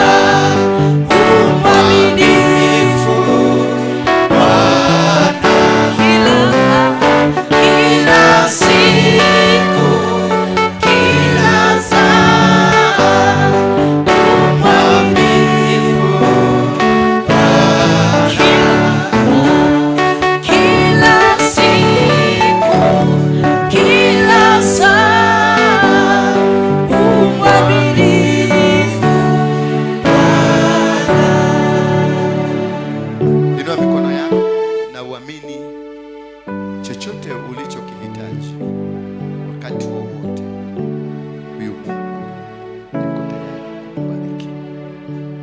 Tuamini kwa pamoja, maana anaenda kutenda kulingana na mapenzi yake. Baba Mungu, wewe mwenye kuumba mbingu na dunia, miti na hata wanyama, bahari hata mito, milima hata mabonde, malaika na makerubi na maserubi wote wameinama, wamesujudu mbele zako. Tunaunganika pamoja na wao kusema unastahili kuabudiwa. Hakika umetufundisha jinsi ya kupigana na uoga. Umetufundisha kwamba uoga ni chombo ama ni silaha kali kuliko silaha zote zile, maana zimevunja maono yetu, zimevunja nguzo zetu na mipango yetu, zimevunja mipango ambayo wewe mwenyewe ulitupatia. Lakini shetani alipokuja alituuzia na akatupangia mipango ya uoga, tukaogopa. Ila tu kwa upendo wako wa ajabu umetuambia tusiogope wala kufadhaika, ila tukae katika upendo wako. Ninaondoa roho ya kufadhaika, ninaondoa roho ya uoga, ninaondoa roho ya kupungukiwa, ninaondoa roho ya umaskini, ninaondoa roho yote ile ambayo inachangia sisi kutokuendelea. Watoto wako wanapoinua mikono yao juu, wanainua wakijua ya kwamba una uwezo wa kutenda. Tenda sasa na ukaonekane. Tenda miujiza mioyoni mwao, tenda miujiza katika maisha yao, tenda miujiza katika ndoa zao, tenda miujiza katika familia zao. Tenda Bwana, maana una uwezo wa kutenda. Na ni katika jina la Yesu Kristo tunaomba na hata kuamini. Somebody say amen. Mnaweza kuketi kidogo. Kuna kitu nataka tufanye. Najua tuko na testimonies tofauti. Ningepata watu wawili watatu wakuje hapa, mtu wako na testimony ama mtu wako na jambo ambalo amelipitia, angetaka kuona venye Mungu anafanya, because we need to have this, because kutoka leo kuna kitu kitafanyika katika maisha yako, na hiyo kitu itafanyika, utakuja kutuambia, because tunataka tuchukue story ya sasa na story hiyo ingine ambayo itakuja, na uone Mungu wako venye anajua kufanya maneno. Kuja hapa kama uko na ujumbe unataka kutuambia, a testimony, just come.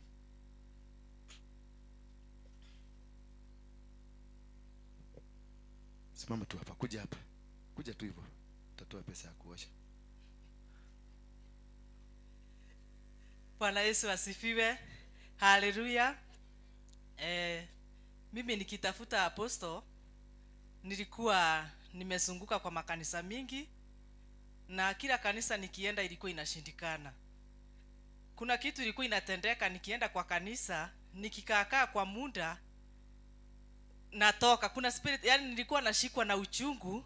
Mchungaji akisimama kuhubiri, mimi nilikuwa nasikia roho yangu uchungu mpaka nalia. Kila wakati mchungaji akiongea nasikia uchungu mpaka nalia, natoka kwa kanisa. Nimekuwa na shinda mingi sana kama ndoa yangu kuisha. Kazi hivyo apostle amehubiri ni kama mimi alikuwa anaambia kuhusu fear. Singefanya jambo lolote juu nilikuwa nikienda kuanzia jambo, nasikia sauti zinaniambia, wewe si unajuanga pia wewe hauwezi chochote. Si unajua hakuna kazi unafanyanga inafaulu. Si unajua hata ukienda mahali hakuna kitu unafanyanga inakubarika. So mimi nimeishi hivyo, nikijaribu kuanzia kitu, nikipata pesa nianzie biashara, inaenda pesa inaingia kwa mashimo ingine. Lakini nashukuru Mungu, Sunday kuna jambo apostle aliniambia, akaniambia Mungu amenikumbuka. Nafikiri ni mara yangu ya 4 kukuja huku, Mungu amenikumbuka. Na hiyo Sunday nilipoenda, niliota ndoto usiku nikiwa chini ya bahari. Na hiyo ndoto niliota nikiwa chini ya bahari, nilikuwa napigana na spiriti 3 ambazo zilikuwa zinakaa kama samaki. Samaki wakubwa sana, walikuwa ni kama mashaka. Na najiona niko chini ya bahari kule chini kabisa. Lakini nilipigana hiyo vita, mimi naona sina miguu na naona pia mimi mwenyewe nakaa kama samaki. Lakini nilipigana hiyo vita mpaka nikaachilia nimetoka. Nikakanyanga huko ufueni kwa matope, nikaona nimetoka. lakini nikitoka bado nilikuwa najisikia miguu nimechoka, hata kutembea siwezi kutembea juu ya kuchoka. Niliamka na nikashtuka sana, nikashindwa hiyo ndoto inamaanisha nini, kupigana chini ya bahari. Lakini nikakuja nikakumbuka jambo na nikaona venye apostle aliniambia huo ni ushindi. Mpigie Yesu makofi jamani.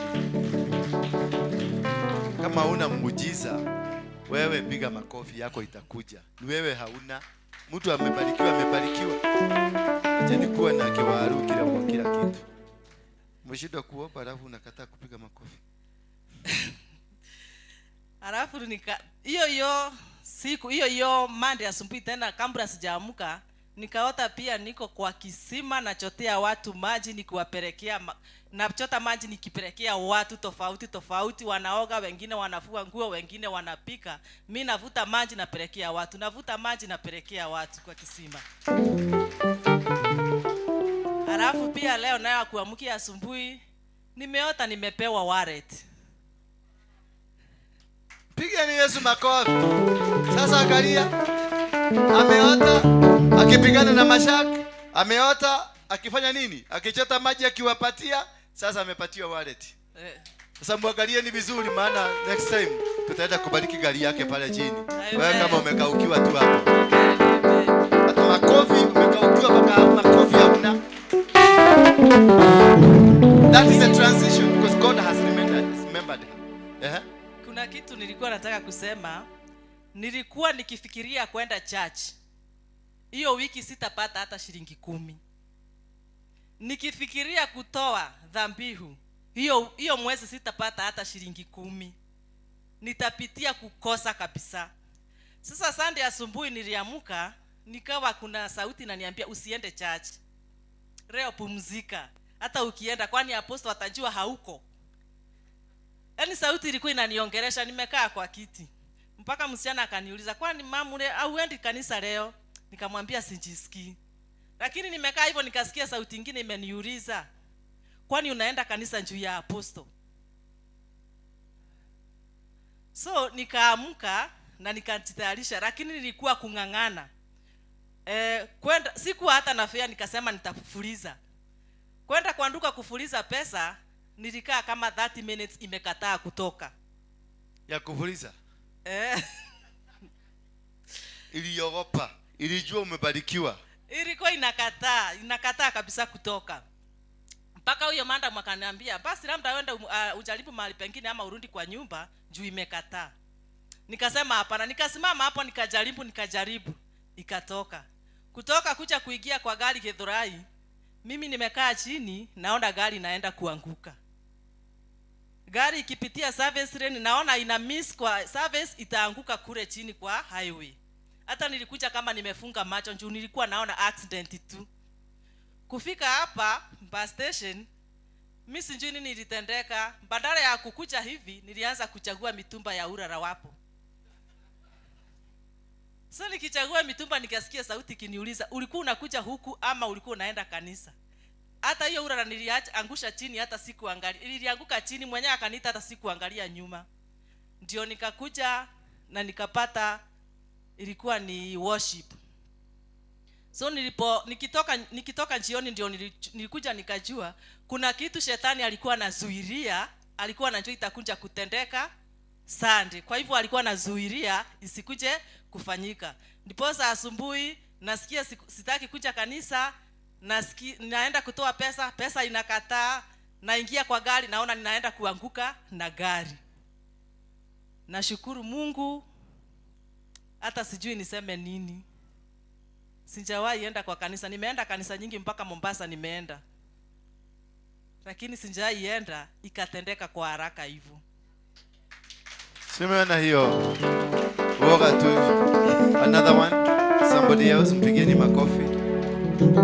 Somebody else.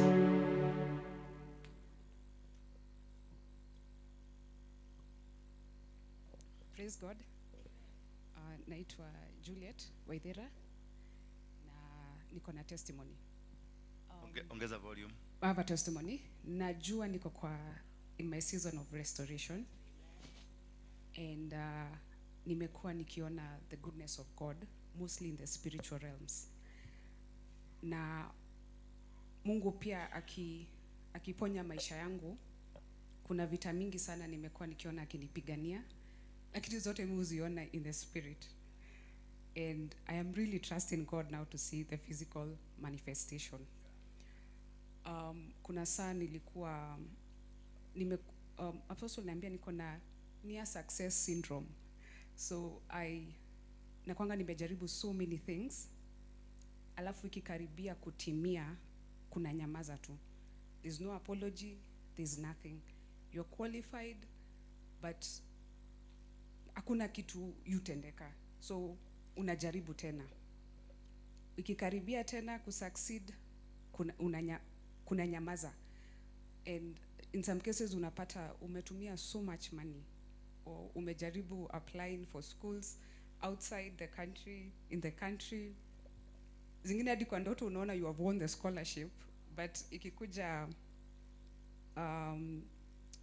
ikikuja sasa you're supposed maybe to go, kunakuwa tu na silence and hautapata any response. So unakuwa nilikuwa naenda up kukua very sad, frustrated, naingia depression, and then again Mungu ananipatia nguvu, ninaanzia all over again. But sasa I am trusting God that hiyo pattern atanivunjia, and hii season ya restoration haitakuwa hijacked tena. Hata nimechoka kukaa in the same place, and whatever God has been doing in the spiritual realms, I am trusting him that it will manifest in the physical realms. Yes.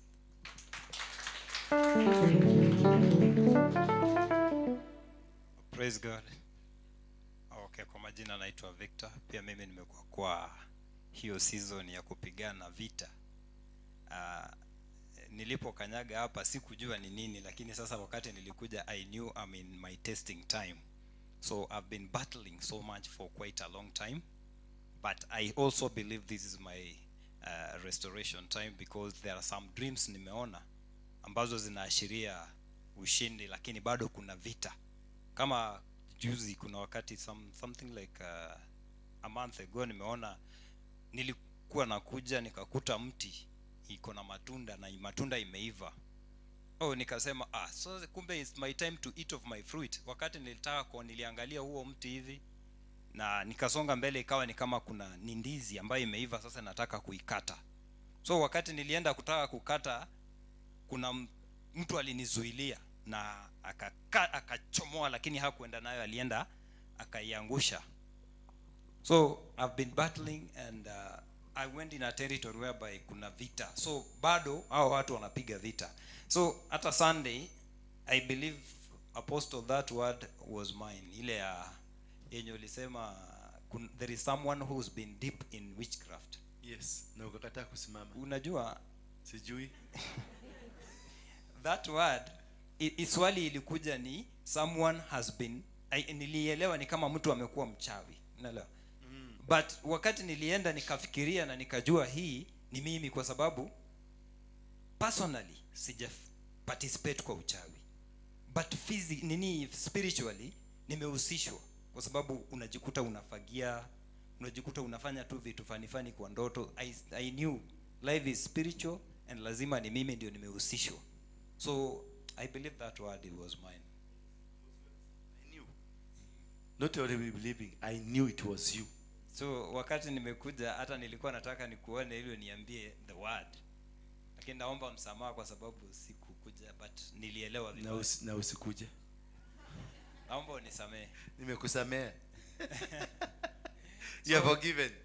I believe it's my season and I'm trusting God. Wakati niko kwa madhabahu, ninakanusha vita yote ambayo napigwa na nitaingia. Bwana asifiwe.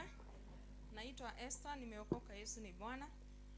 Wakati nilikuja hapa, nilikuwa nimekaa kama miezi 6 sijawahi enda kanisa. Sababu nikienda kanisa nilikuwa napitia changamoto zaidi ya venye nilikuwa bila kuenda, mpaka nikasema sitaenda kanisa tena. Nikaamua sasa hata huyu Mungu sitamtafuta. Nimemtafuta miaka mingi, nimetoa dhabihu, nimemtumikia. mi ni muimbaji. Ilifika mahali nikasema hata hii uimbaji ni kama ni mimi nilijituma, sijaitwa. Wakati nilitazama Apostle, nikafuatilia akifundisha, nikasema hata hii mambo yote anafundisha by the way nimezifanya. Kwa familia yetu nimeng'ang'ana sana. Hakuna kitu ina happen. Lakini nikiombea mtu mwingine especially wa familia anaenda anafanikiwa. Sasa mpaka ilikuwa inafika mahali wananiuliza, wewe uliniombea kitu fulani ka happen, mbona wewe ujiombei? Sikuwa na explanation. Sasa tangu nikuje hapa, Mungu ametuhurumia, amefungua familia yetu. Nimeishi kuombea watoto wetu.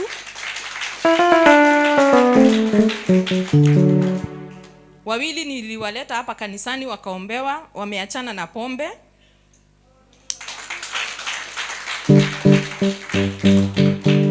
Kazi yangu ilikuwa imekwama.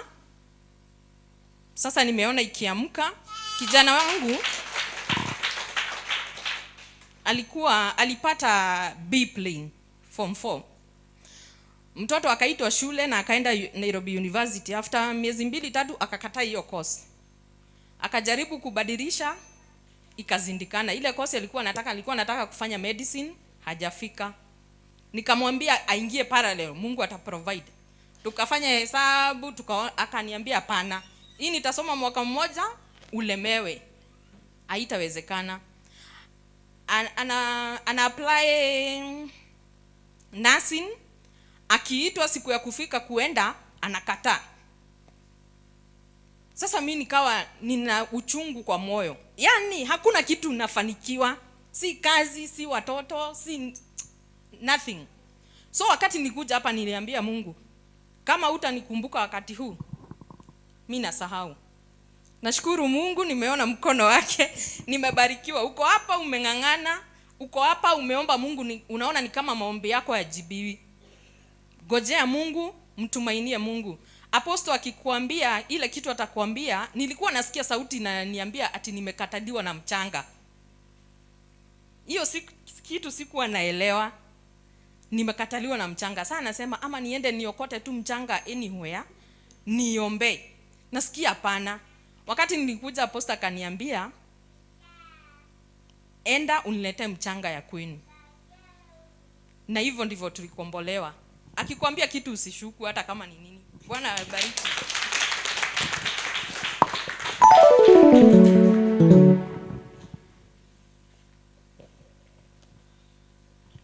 Bwana Yesu asifiwe. Asifiwe mwana wa Mungu. Nami nina furaha sana siku ya leo, nimeokoka. Kristo ni Bwana. Amekuwa mwema na mwaminifu katika maisha yangu. Ningependa mjue watumishi hupitia mabaya na makali. Huyo mama alikuwa muibaji na hakuwa muibaji wa pande ile ingine.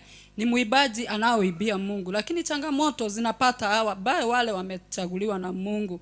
Nimetoka upande wa Kiseria na hudumu na kanisa wa Vision of Faith. Mimi ni mchungaji, naitwa Grace Wamboi.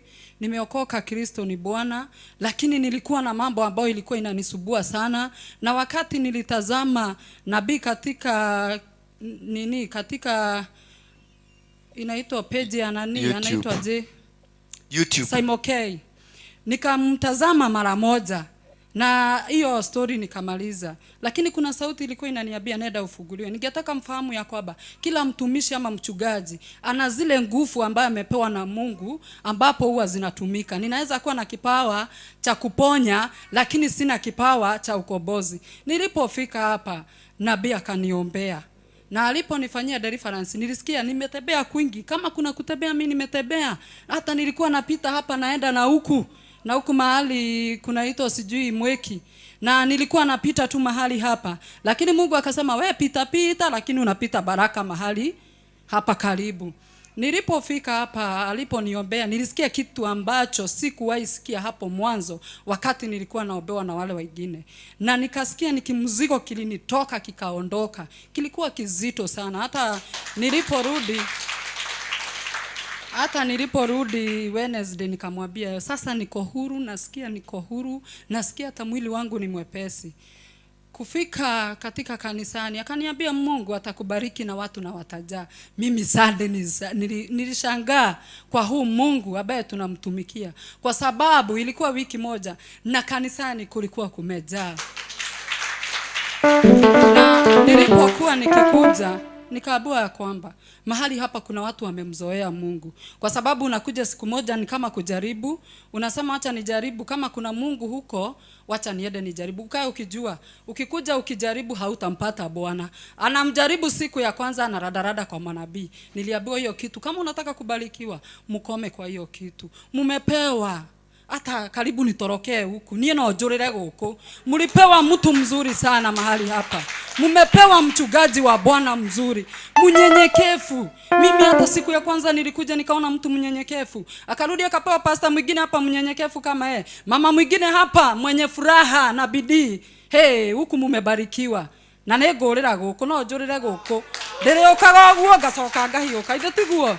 Mungu wa uhai awabariki. Mimi nimemuona Mungu, na kama umekuja na lengo la kumuona Mungu mahali hapa, kwa hakika hautarudi bure. Mahali hapa kuna Mungu, na wachungaji hata wenzangu watu wamefinyiliwa, unamtumikia Mungu. Hata wengine wamefuga makanisa, lakini mimi nilikuwa nimekwama nikisema Mungu, ninajua kuna mahali utanifikisha, na nikifika pale Mungu utatoa thawabu. Nilifika, mimi nimefika. Ubarikiwe sana nabii wa Mungu, uinuliwe na Mungu akuweke masiku mengi tumikie watu wake. Pigieni Yesu makofi.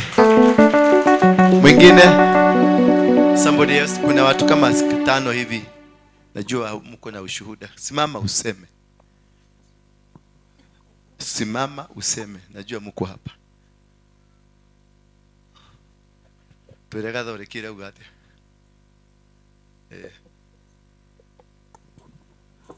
Mtu ako na ushuhuda, simameni. Najua mko wengi. Na wapage wengine mpage laini hapa. Najua mmetendewa. Ni Mungu aliniambia niwaambie. Ndio mutagase huyu Mungu. Simama tu hapa.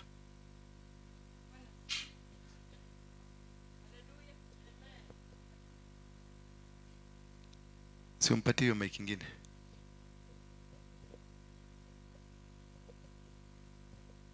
Kwangu mimi ni kumshukuru Mungu. Wakati nilikuja hapa nilikuwa sijielewi mimi ni nani. Bwana asifiwe. Na wakati apostle aliniona akaniambia wewe ni mang'aa. Bwana asifiwe. Na sasa nikashindwa, sasa huyu ananiita mang'aa na hata sijui kwa nini. Bwana asifiwe. Akaniambia unajua wewe unafaa kuwa nabii. Sasa nikamwambia na vile na dharau manabii, sitaki hata kuwasikia, sitakangi laini zao. Akaniambia kama utaki utapelekana na Mungu. Bwana asifiwe. Na akaniambia enda pale ujiombee. Bwana asifiwe. Na vile nilikuja hapa kujiombea nililia sana, na nikaanza kuambia Mungu kutoka pale, Mungu haki nimekubali, najua tu niko kwa mikono yako, na unaweza niumba ama unifanye vile tu ungetaka, lakini nimekubali. Na kutoka ile siku nikawa tu nikiomba Mungu, namwambia Mungu, mimi nimekubali kuwa kila kitu chenye unataka nikuwe. Bwana asifiwe. Na kutoka ile wakati Mungu akaanza kuninenea, na niseme ameninenea mambo makubwa na ingine ya ajabu, siwezi nikasema, lakini ninajua kuna jambo atakuja kutimiza, na hata kanisa yenyewe itakuja kusema ni kweli kuna Mungu. Simbarikiwe sana. Wengine 3 wapange laini hapo. Bwana Yesu asifiwe. Bwana Yesu asifiwe. Kwa majina naitwa Grace. Ingine ni Masai Simaloi.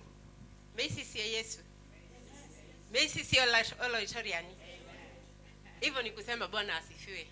Nimelewa huko, mimi si Masai, by circumstance ilibidi nijipate huko. Amen. 1998. Bwana asifiwe. Amen. Nimempoint hivyo sababu anaelewa hii mambo. Nimelewa Narok, mahali inaitwa Ilkiragarian. Mahali sijui nilisoma hiyo shule inaitwa Ilkiragarian, Narok. Kama unajua Narok kuna mahali panaitwa Nairegi Engare. huko ndani about 14 kilometers. That aside, nimeokoka. Yesu ni Bwana. Mimi ni mke, bwana moja, watoto 3, nimekuja na 2. Hii madhabahu nimeona makubwa na nimekuja kushuhudia. Kijana yangu ananirusha hivi, amka mam. Shetani ni muongo. Nilikuja hapa, mimi maisha yangu na mambo yangu mahali imefika. Nashukuru tu Mungu. Mungu akubariki. Amen. Na ninaendelea kubarikiwa, maana ameniambia na ninajua nimefunguka. Lakini hata baada ya kufunguka niko katika vita. Kama leo nilikuwa nakuja na mtoto wangu. Sijui kwa rika yangu kama mnajua mtu kama mimi naweza fanya somersault. Tumefanya somersault. Mpaka tunaanguka tunaambiana haya. Nikaambia ni shetani hataki tuende. Tumefanya somersault aje, tumepata accident. Hebu fanya venye mlifanya. Tulikuwa juu ya motorbike. Motorbike. Nimetoka tukasema tumechelewa, hebu tuitishe motorbike. Tukaitisha motorbike. Funny tu, ameingia tu kwa kashimo hivi bounce. Mimi nimejipata nimeanguka, nikaflip nyuma. Hao wengine tukaanguka. Sababu shetani hataki tukuje. Lakini hamkuumia. Hatujaumia. Thank you. Mtu amegwarwa tu kidogo hapa. Najua tu shetani anajua kuna kitu tulikuwa tunakujia. Hao watoto wangu walifanya class 8 last year. They are twins. A boy and a girl. Class 8 tukiwa kule. Wako wapi hawa watoto? Catherine and Cedric, simameni. Cedric na Catherine. Ni hawa. Kujeni. Yeah, they are twins. Ni watoto wa my friends. So last year, huyu he performed well, but she performed very well. Funny enough, huyu alipata shule before huyu. Just come. Mtaitisha mama pesa ya sabuni.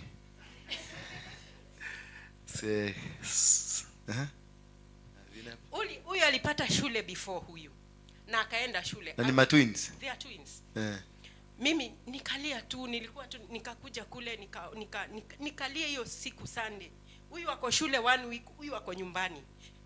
Hana shule, wamesomea private, unaelewa mambo ya private. Huyu dadi aka manage tu ku maneuver. I don't know, I think he bribed akapata shule. But nikaambia Mungu, mimi this girl is very bright. Mungu sitatoa pesa. Na ninajua mtoto wangu atapata shule. Nilienda na shilingi 500. Bwana asifiwe. Usione 10 bobama 200 ni nini. Nilililia Mungu tukiwa kule. Nikaambia Mungu, kama unavyoishi, mtoto nisimlete down. Cause ilifika mahali mpaka anaanza, mami who I me, all my friends wameenda. Mpaka wale wamepata 350s, 370s. Mami wameenda shule. Niliweka kwa madhabahu. That Monday, walikam kwa shule. Persistence ni mzuri. Walikam kwa hiyo shule. Walishinda huko, baba yake na yeye ni hapa. Anaambia nyie ndani. Si niwaambia muende. Headmistress akamwambia hatuendi, tunaenda. Walikuja nyumbani na barua a national school na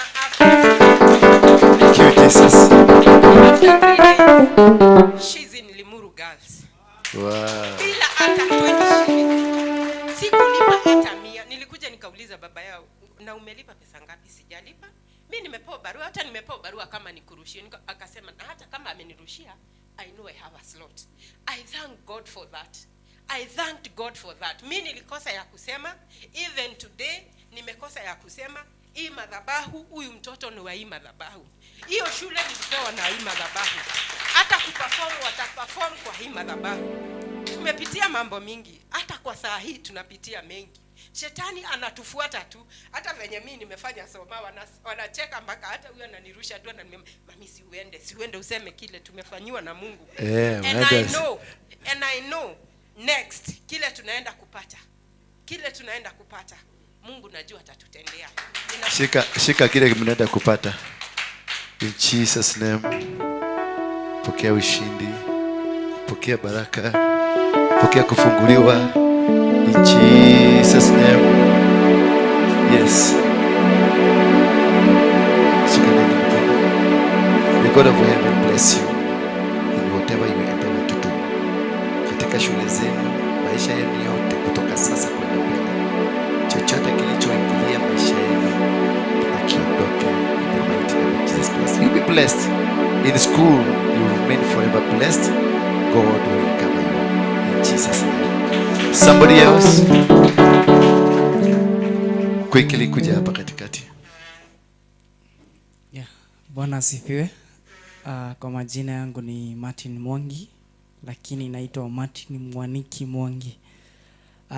Kwangu nimeishi life ingine, maisha ambayo kila kitu kwa life yangu nikiwa napanga plans, lakini hizo plans zikienda kufika ama jambo lolote zina fail.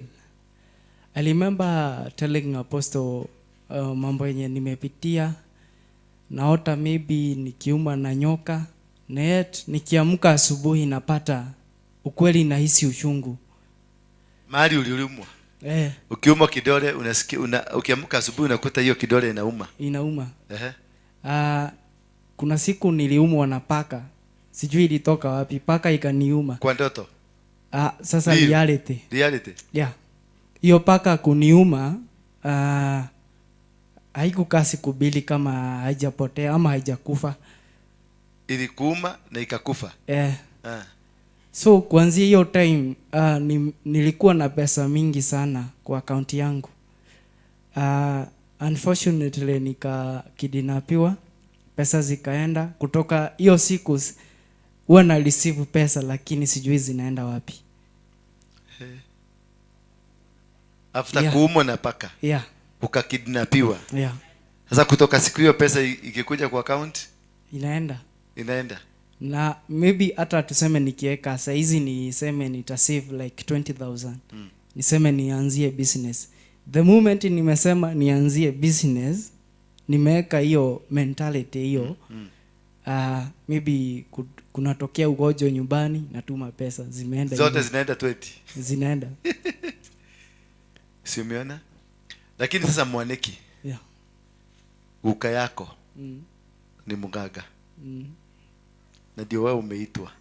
Ni yeye nimeitwa. Kwa hivyo wewe ni nini?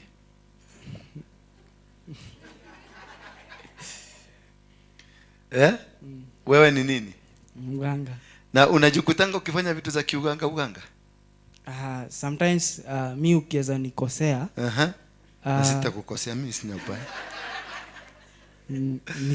Ukiweza nikosea, nikuambie kitu lazima itakuhapenia. So mnaona, Allah huyu amenikosea, mwambie kitu. Allah umesi akikwambia kitu hivi lazima ita happen. Uwa mudo no. Alafu another thing, tuseme kaa ni church, kuna time kama vile huu unahubiri hapa, nilikuwa najua unahubiri nini. Yeah, nikikuja najua unahubiri nini. Yeah, nitakuja. Hiyo Bible hata before ufugue. Utakuwa umefugua? Nitakuwa nimeifugua. Salala usayala. Yeah. Kwa hivyo sasa mimi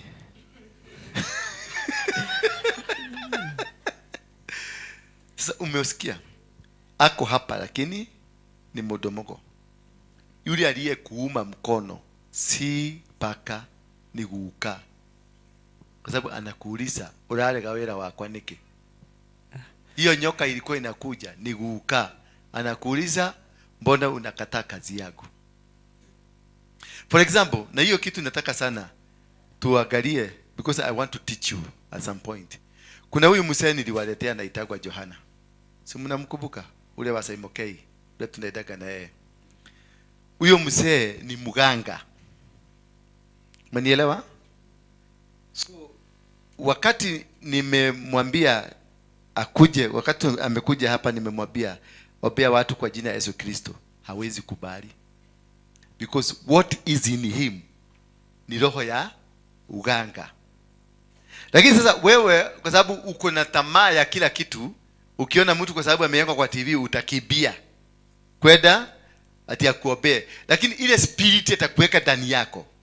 Kama sasa huyo mzee nikimuita hapa, kuna siku nilifanya kazi kubwa sana akuje kwa kanisa, akakataa. Tangu siku hiyo hajawahi kanyaga hapa. Na hawezi kuja because ni spirit ya nini? Ya modomogo.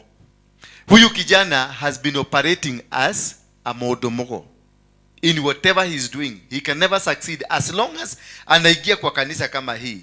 Hiyo madhabahu ya kwao ya modomogo na madhabahu hii zinapigana. Ukimuuliza ameishi in a very miserable life, but anapataga pesa. Lakini kile kinachukua hiyo pesa haju. Unaona aliumwa na nyoka kwa ndoto, na pale ilimuuma, akiamka asubuhi inamuuma mali. Kwa hivyo kuna watu ambao mnaishi na wao kwa nyumba, they are your husbands, they are ni wives, lakini ni wachawi ama ni waganga. Bwana Yesu asifiwe sana. Ni wachawi na ni mganga, lakini mnaishi wapi? Pamoja. Unaweza kuzaa mtoto kama sasa huyu, mama yake hajui. Mama yake anajua mwana wako mwega, lakini hajui alizaa nini? Mganga. Sasa huyu kwao anafanyika madhabahu ya kumaliza. Ama mtu kama huyu, kwa sababu madhabahu inataka kumsubua na kumharibu, anaenda kama sasa femo, aende kutu kama UK, apatane na mwanamke. Huyo mwanamke atamtumia venye anataka, na huyu kijana atatumiwa huko na afanyiwe kazi mingi na afanyishwe kuwe mtumwa. Dakika ya mwisho atarudishwa akiwa maiti. Mmenielewa? Because hizi nguvu za madhabahu zikianza kupigana zitakupeleka. Mimi mwenyewe venye nilizaliwa, sikuzaliwa in a normal way. Nilitoka na miguu. Na wakati nilizaliwa nikiwa niko na chain kwa shingo yangu. Kwa Kikuyu tunajiitaga jogu. Edo miwe. Ukishero na mugade. Mudoshi wa mugade ashero na mugade akorogwa reke.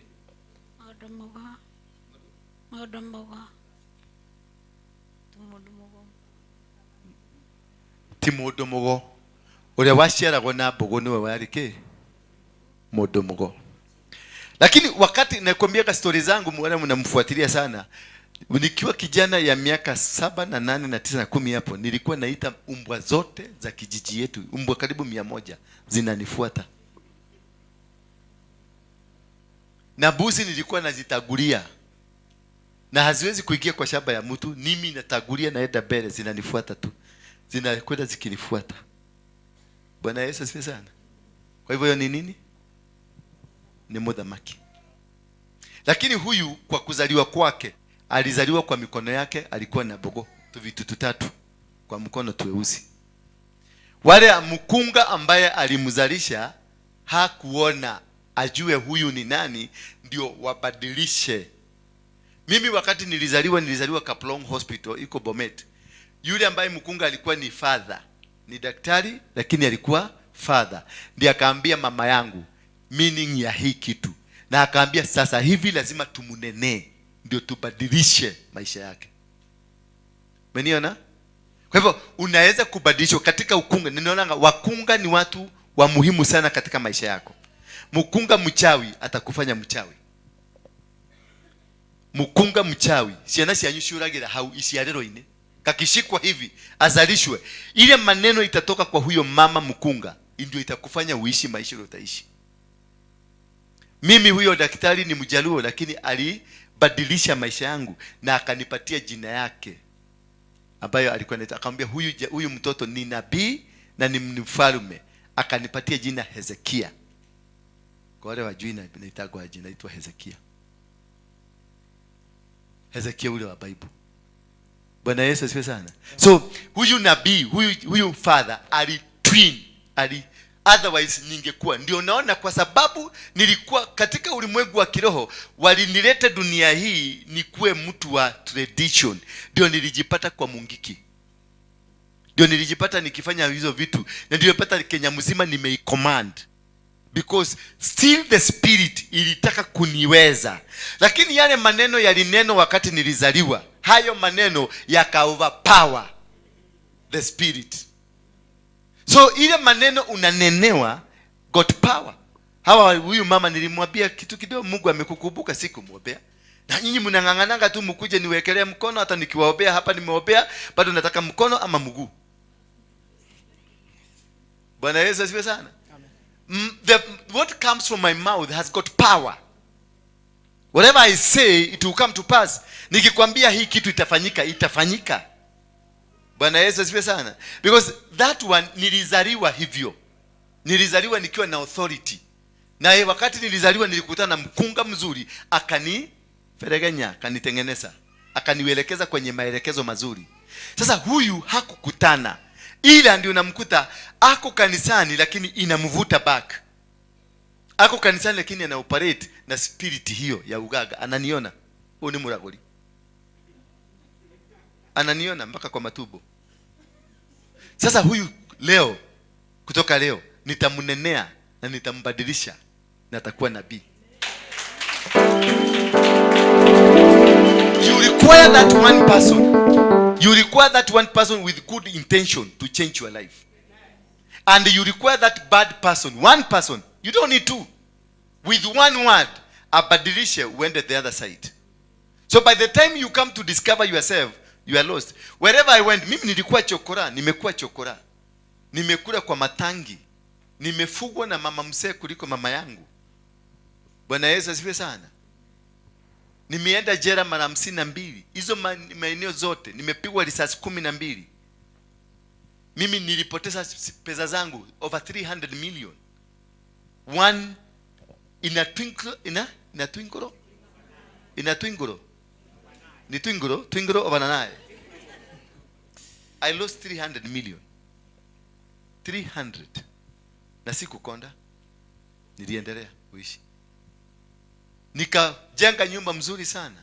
Nikatafuta ango ya huyu, nikaenda kwa huyu. Kwa sababu tulikuwa tunakuanga kwa neno hapa. Nikamuita kwenda nichungie nyumba. Na huyo ango ya huyu naye alienda akatafuta lori. Akaiturumidia kwa murago hivi. Akaweka kila kitu. Na mzee akaishia. Kila kitu ambayo ilikuwa kwa nyumba. Kiroli KFH kikajaa. Because all along what they are interested is to kill that which is in me. But because of ile neno nilinenewa, sikunenewa na Mkikuyu, nilinenewa na Mjaluo.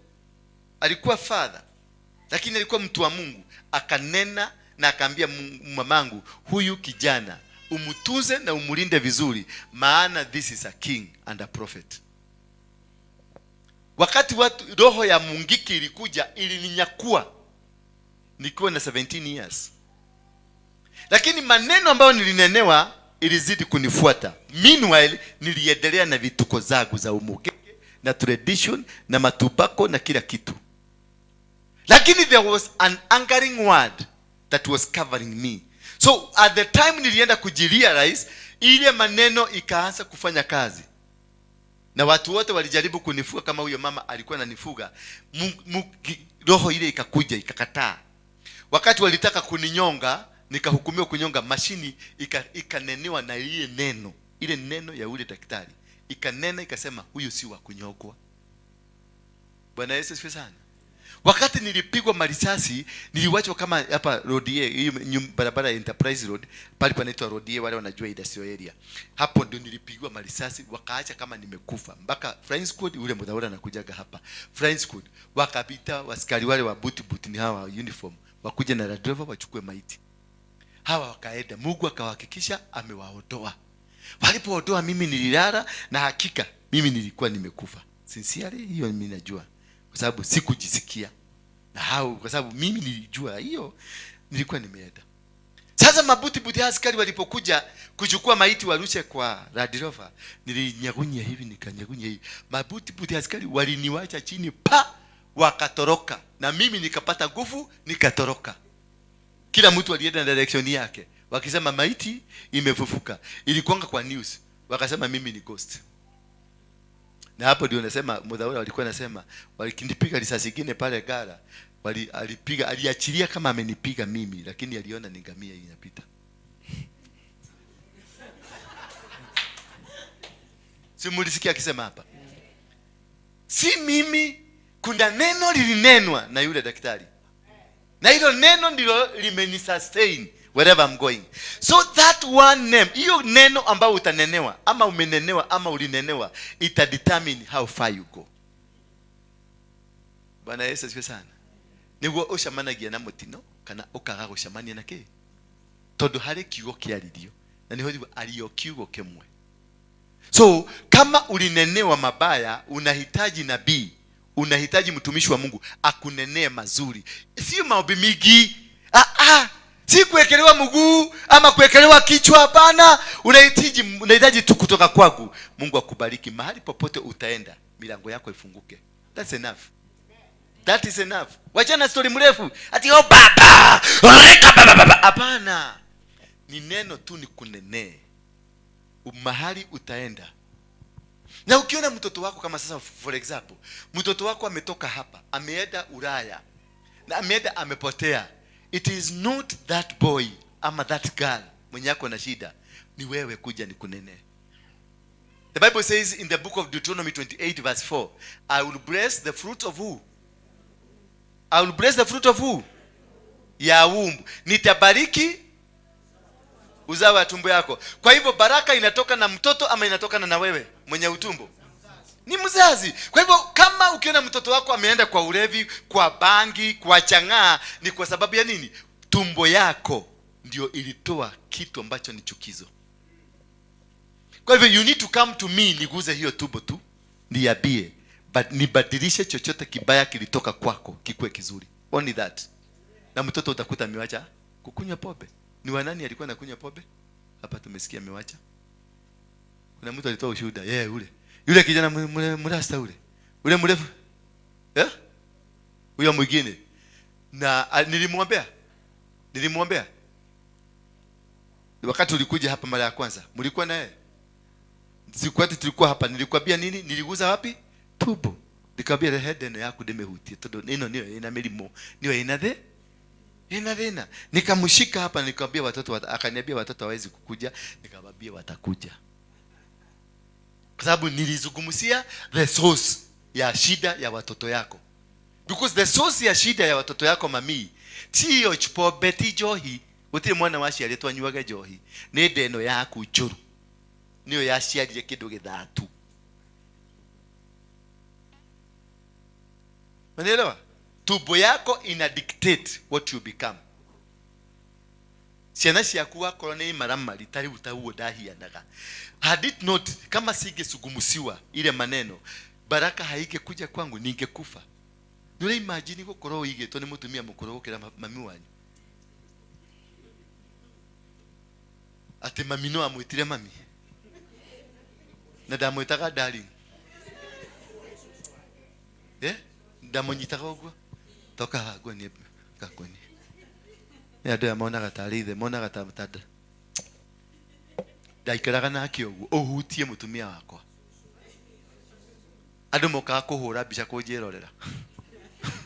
Tondu mahia mona ga demusiam.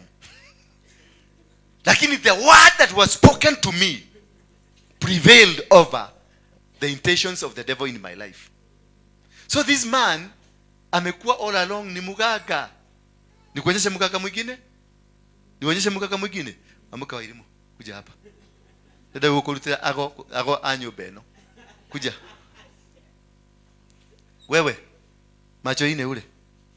Kuja. Huyu. Mwisho. Shone mudomo. Wewe macho ine ule. Kuja. Wewe. Mwisho ni mudomo. Kuja hapa. Wewe na t-shirt hiyo. Huyo muganga nitie muganga kwa nyuma hapo. Wewe shati huyo nyuma yako kuna muganga. Mwambie akuje.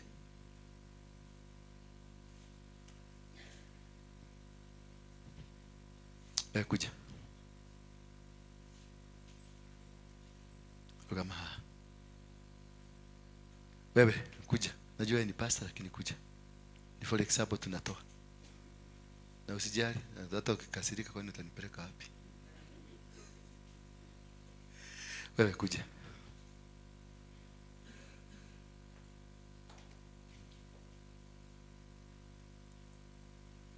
Wewe kuja. Wewe. Hakuna mganga mwingine karibu na wewe. Wewe tu ndio mganga hapa kwa hii nyumba. Na mganga yako iko juu sana. Iko juu. Tukimuhera shuke hutore no reikarete na ni muraihu. Huyu akigwa haha thĩ no ni tũgũcokia no ngĩwĩte hotore ta mwege shuka hotore na mũgokaga na niguo twaikaraga wega ukanyumba ya Ngai rĩ tũgokaga ta mũtu no na mũtumia ũrĩa hiana ukahaha mĩcici kĩhu huyu mũtumia wanake nyitwo ũguo rĩ ndĩrokuona kuna mazuri wewe acha kupiga picha wewe napiga na une mke wa wenyewe kwani umetumwa na nani? Ni for example napatiana naona unakuja na picha alafu yende ionekane na wale watu wanataka kumaliza hii huduma wapelekea mzee. Angalia sasa, harusi ilifanyika, uliambiwa kuna harusi, wewe simama.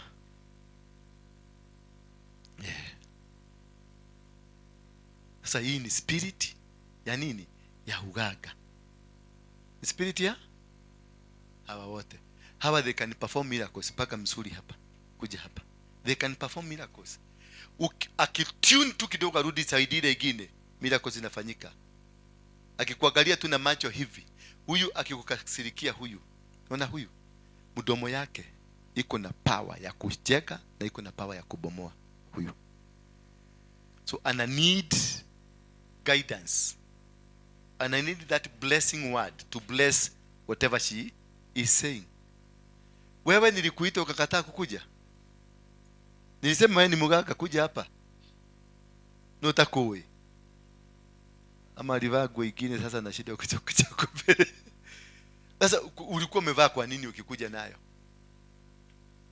Kama unasikia aibu kutokelezea mbele hapa na hiyo kitu umevaa, in the first place ulivaa kwa nini? Uache niweke roho hapa, msiwahi kuja mtu, msiwahi kubadilisha mtu pale amevaa nguo imefika hapa. Msiwahi kubadilisha, wacha aende. Hatutaki namba, tunataka watu wa kwenda mbinguni, si ndio? Yes, kama unakuja unashindwa kuchorokea hapo kwa sababu unasikia aibu, ulikuja kufanya nini? Kakitu kamekushika viko hivi, kamekuchora vizuri, wachana nayo. Don't wear when coming here. Hiyo ni marufuku. Kutoka leo sema marufuku. Hakuna kuingia pale. Katrosa kamekushika, don't come with it. Vaa trosa mzuri, imekaa mzuri. Vaa skati mzuri, imefika hapa chini ya magoti. Mzuri tu. Kuja hivyo. Hapa hii ni nyumba ya nani? Noli utaona okire kuigerera niki urahitha. Na hoka guikara haha mbere. Ukwenda ganyoneke. No, ni kuongea tunaongea. Ukwenda ganyoneke. Sasa no, si yeye na maanisha umekuja mama amekaa hapa. Alafu anaekelea nini hapa? Kitambaa anataka anafunika hapa. Sasa ni kwa nini ukuje ufunike? Huyu atafunika? Huyu kuna kitu atafunika? Huyu anafunika? Na huyu? Why come sit here? Uokie ko hale dhoneke. Niko niko kwa example. Nigetha uke wo hele dhori, uro hale dhoneke. To ne dai hu mehuneke teneke. No, ni mrefu. Mbona umeifunika? Simwakisie jiko pale. Tunasikia baridi. Hiyo nimepiga marufuku. Nguo anything imeguza magoti hapa. Unaona hii magoti? Hii kale mahiti hapa. Isikuje hapa. Teremka chini. If you don't have, keep off. Kwenda kanisa ingine. Sitaki kukuona hapa. Kwenda kanisa ingine. Hatutakaa na mikora. Mtu anaingia kwa ofisi yako baka unaona hata yeye mwenyewe. Mimi nakaa sasa mimi naanza. Mimi ni binadamu haki. Ni mtu. I'm a human being. Ama mtu anakata tena akili. Mnaona kama niko na common sense ya kusense. Ama have a sense. Nikikuangalia hivi ni sense ita sense. Sasa unaniharibu, unataka kugoithia neke. Na niwe kule dogete, kule nimeruka mpaka nifike hapa. Unafikiria nimeruka majaribu gapi ya hawa watu? Ebu tangu mpaka hiyo miaka nimefikisha, dogete atumia igana. Ugo kurugo. Metegoe ugo karuga. Ginya koinage haha. Kana mweciria ndanyuaga njohi ndiahĩtũka kagera koinange. Ngona gĩkogu, na gĩkogu. No ngahĩtũka kuhuruka. Ucoke uke kũngũithĩria nyũmba ya Ngai? No, hapana. Hiyo ni marufuku. Siku ni karaja nikikukuta siku hapa siku moja kuna mtu amevaa hiyo na Alice na wale wanakuaga hapa hata wewe hata mtu yote hapa. Mtaenda pamoja. Mtaenda pamoja siku hiyo. Nikute mtu kwa hii nyumba amevaa mini skirt. Aende avae skirt ama aende akweje siku nyingine. Hata kama ametoka Amerika. Na hata kama amebeba milioni 10 ameshika hivi, mwambie waende wakakule na watoto yake. We don't need money. We are not driven by money, we are driven by God. The glory of God. Yes. Discipline here lazima. Wewe gomrefu nenda ukatoka hapo kwa kamera yangu. Toka. Nimeanza sasa operation. Kwena ogedero nile haha ikaleta haya praise and worship. Yakeleta gakuga kinyite haho. Hafu nirenda kuingira kinya office yako. Na hako kaikira office ile akenda kuhigura gatuka nigetha nyone na roiko na blue band. Shitwe. Hiyo kitu iliniuma. Alafu nyinyi wazee mko pale mnakubalisha mtu kama huyo anaingia. Pastor. Alikata na wewe ulifanya nini? Wewe ulimkata Kemani alimkatasa na wewe? Wewe yakili yate. No.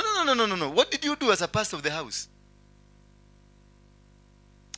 Mshoke nigeza majaji wewe sabio kama not awugire wanengoma. Ya not awugire. I'm a human being. Mudushe ko gorege nekyo gorege. Maitho mekwaje ukitaki urumuki. The next minute. Kanatigwa. Yes, say nisaidieni. I'm a human. Kwanza niambiaga dile honoka few. The 4%. Sijaokoka vizuri kama nyinyi. Unajua nyinyi mnakaka kule biguni mnakuja hapa asubuhi. Mimi sijapata pasi ya kwenda huko juu. Sijaokoka vizuri. I'm not yet. I need God. I need to be assisted. I need your effort here. Ni venye nimepatiwa mafuta lakini binadamu hii kichwa yangu iko na uchafu mwingi sana. Hapa. Tabu mwige hiyo kiro haha no mwene kai. Nimuti nakada hiyo kiro ndo kana ne makire tifarafara. Nikigunyukira kia mwene ole oge. Yeah, na sasa nakuhitaji mami.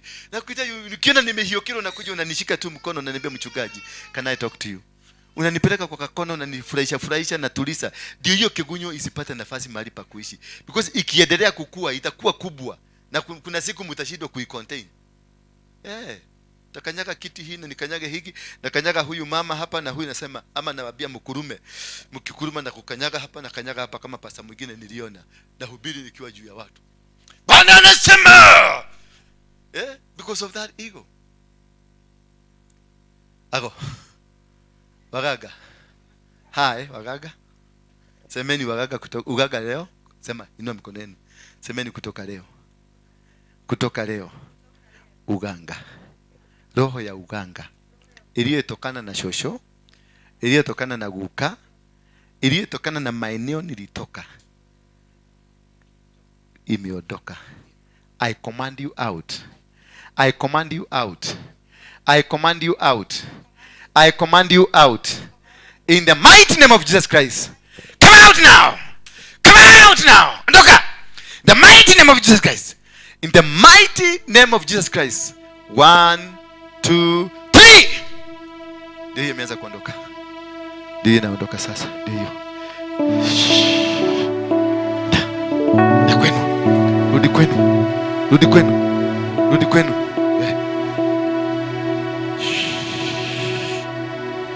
Toka. Toka.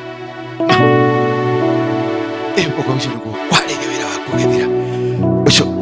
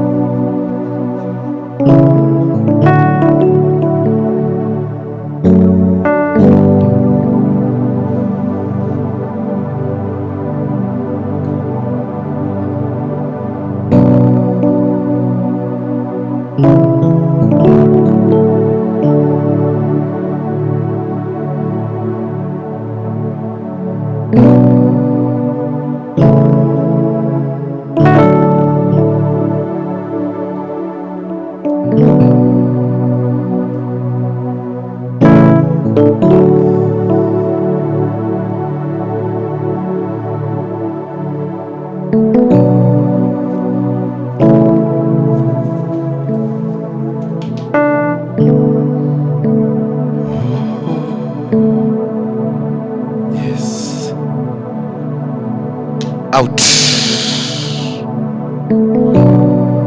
Out. Wait. Shosho, you are powerless. You are powerless in this body. Hauna nguvu shosho. Out. Yes.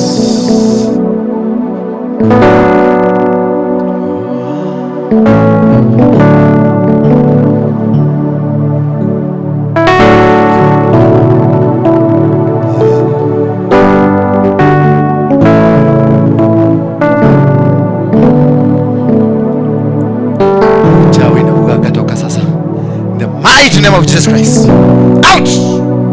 Out! 1, 2, 3.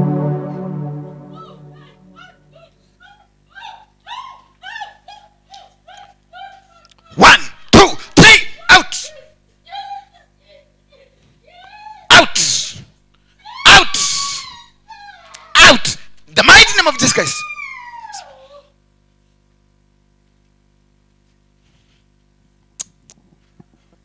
Nyesheni mkono yenu hapa mseme fire. Nikisema moja mnasema fire. 1, 2, 3, 4, 5, 6, 7. Out. Nimetoka.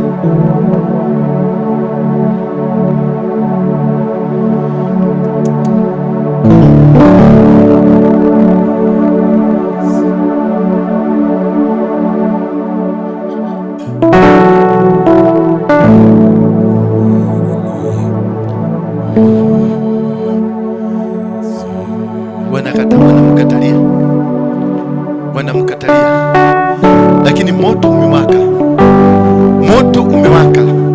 na hakuna nafasi ambayo ako nayo. In Jesus name, katika jina la Baba, Mwana na Roho Mtakatifu. Binadamu uko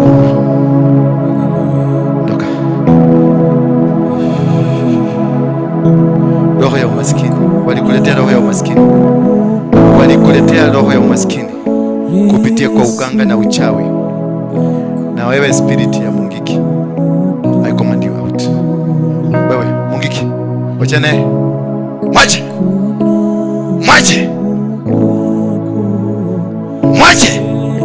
in the mighty name of Jesus Christ.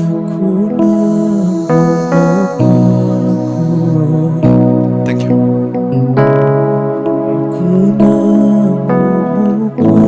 Kujeni. Simameni hapo.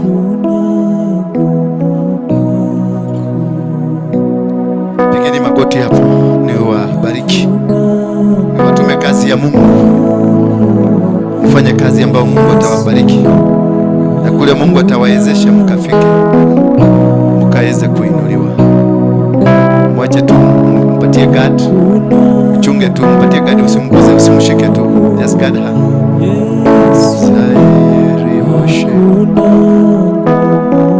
Ingia kule, acha kukaa nje.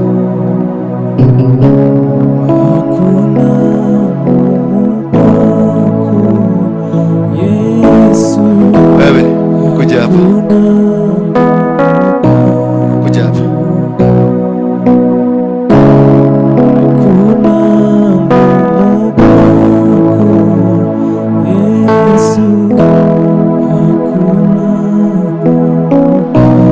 Katika jina la Baba na Mwana na Mtakatifu, ninawatenga watoto hawa na waweka wakfu kwa mafuta haya, wakafanya kazi. Ninanena maneno ya ushindi, waweze kubarikiwa. Nguvu zozote za giza, za waganga, za wachawi na warohi zisiweze kuwapata tena. I set you free in the mighty name of Jesus Christ. I set you free. I consecrate you and I anoint you in the mighty name of Jesus Christ, that no weapon fashioned against you that will ever prosper against you. Wachawi hawata kuona wala waganga, na kuweka wakfu.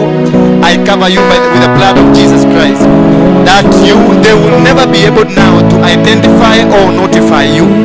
You will walk in the holiness, in the power and in the authority of God. You will preach the gospel. You will prophesy in the mighty name of Jesus Christ. You will win every battle. The Lord Jesus will fight for you. The blood of Jesus will fight for you. God will conquer them that have always tried to conquer you. You will succeed where many have not succeeded. You will prosper where many have not prospered. And every demonic arrangement against your life will never prevail over you. And from today, I declare and decree that the Lord Jesus, the power of Jesus, will always prevail upon your life. And you will succeed.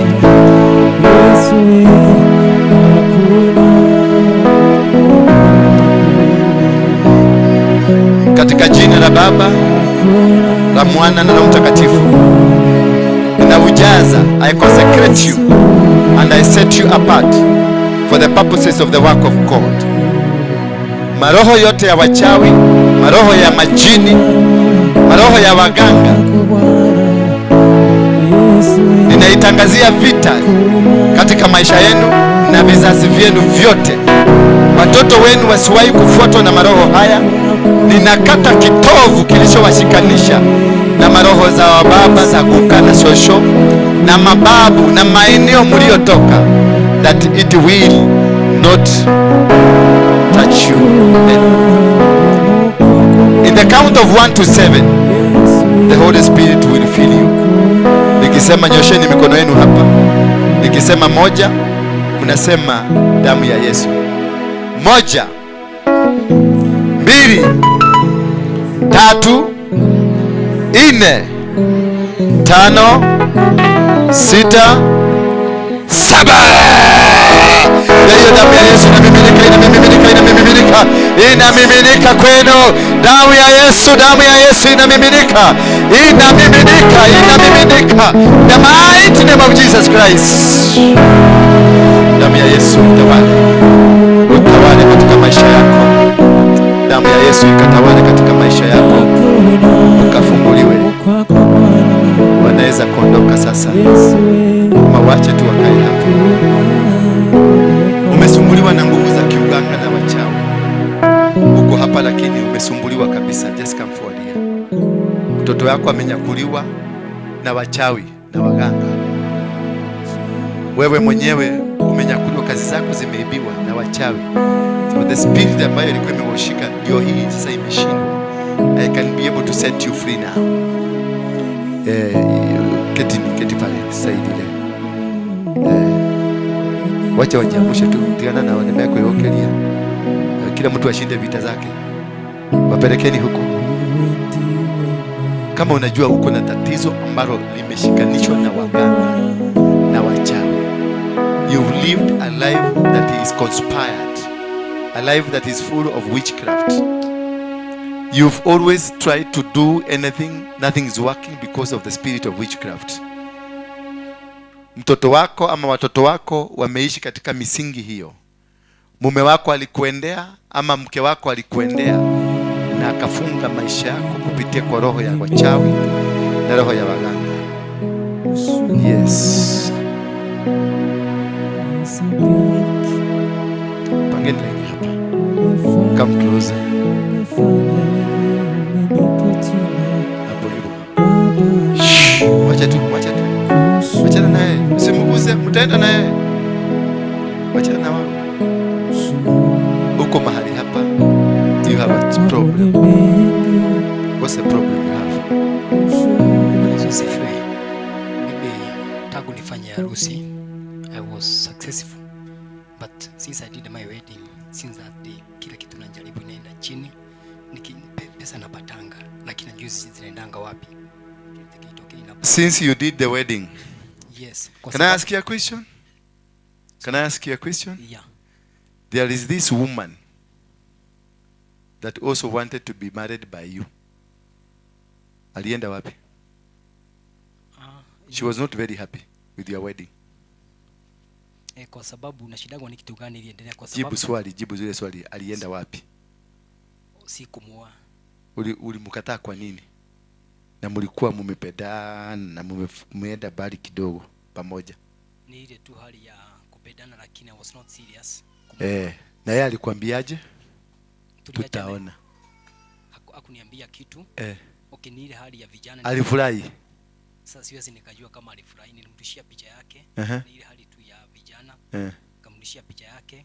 So wakati ilifika wa kuona kufanya wedding, so mtu akaenda na njia yake, mimi nikawa sasa. Alikuja kucelebrate na wewe kwa wedding? Hapana. Alienda. Kwa makasiriko.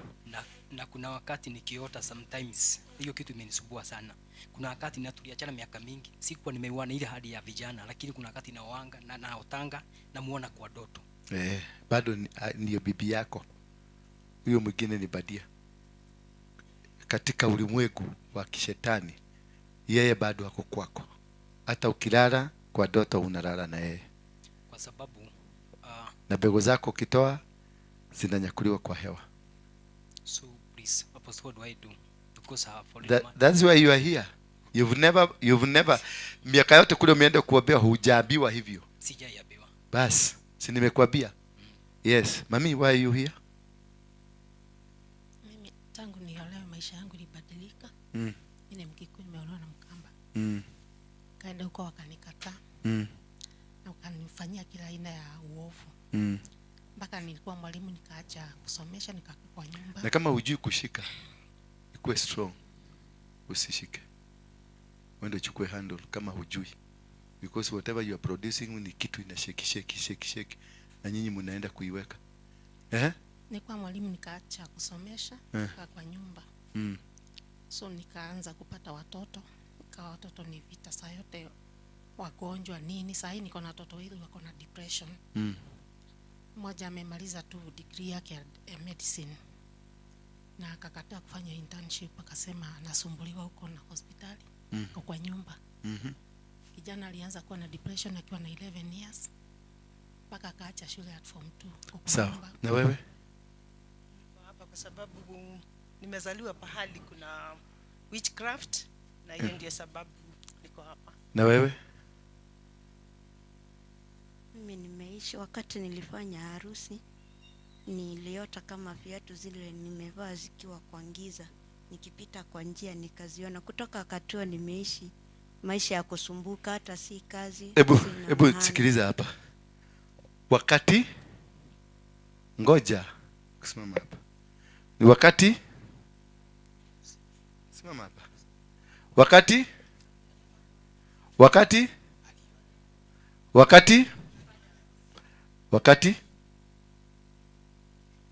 mpatie.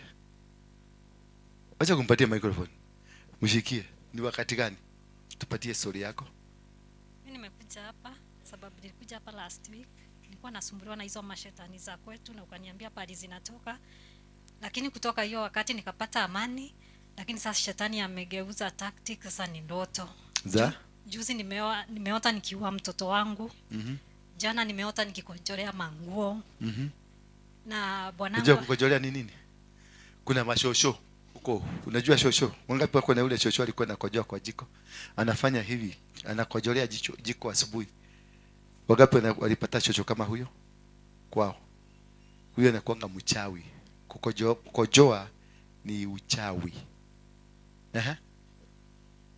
Sasa jana nimeota nikikojolea manguo, wakati niliamka karibu hata nijikojolee kwa kitanda. Sasa nikaona shetani amejaribu. Sasa ungefanya huyu juu sababu kwetu kulikuwa kunaletwa waganga tukiwa wandogo. Najua hiyo ni spirit inanifuata. Okay, na huyu next. Mimi nikiwa mdogo niligojeka mguu, nilikuanga napelekwa kwa kanisa za Difaina na kwa waganga. Na kwa wakanga. Na next. Mimi marriage yangu imekuwa attacked. Aje, wakati uliolewa ama wakati when did they attack your marriage? After wakati ni kazi iliniishia, sasa marriage yangu, alafu nimekuwa na spirit of fear. Okay, na huyu mkolino, ni mkolino ama ni nini? Si mkolino. Mimi kitambo niliota ndoto, nilikuwa na fight na gashushu, kalikuwa very very old. Tulikuwa pahali juu. Sasa alikuwa anataka kuniangusha, nianguke na huko kwa valley. Nikaota hiyo ndoto 3 times.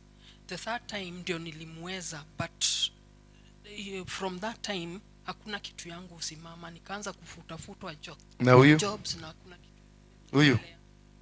Huyo mwanaume yangu nikipata kazi huwa naacha bila sababu. Bila sababu? Yeah. Na wewe? Mimi wakati nakuja kusucceed, kuna hii nyoka ukuja inakuanga ya white na inakuanga na madoadoa ya dhahabu. Nikiomba inakosa kuja, kisha kuna watu kuja wanazunguka bed yangu na matatu. Sikuwa siele maliza kubwa. Nikiwa nimelala naiona imelala nyuma yangu. Umesikia? Na yule? Wewe. Mpeleke tu mikopo. Bwana Yesu asifiwe.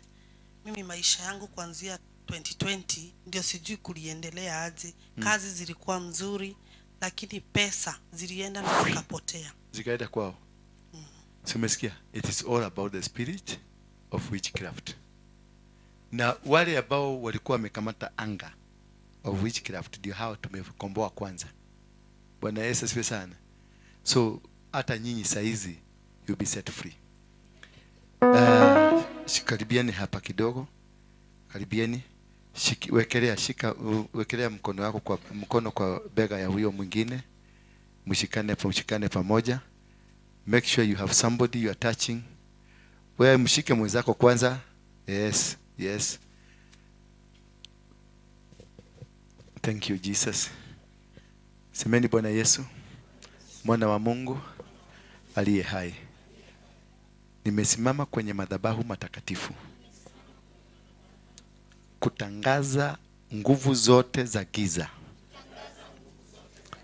zimeshindwa katika jina la Yesu. Wachawi, waganga, warogi,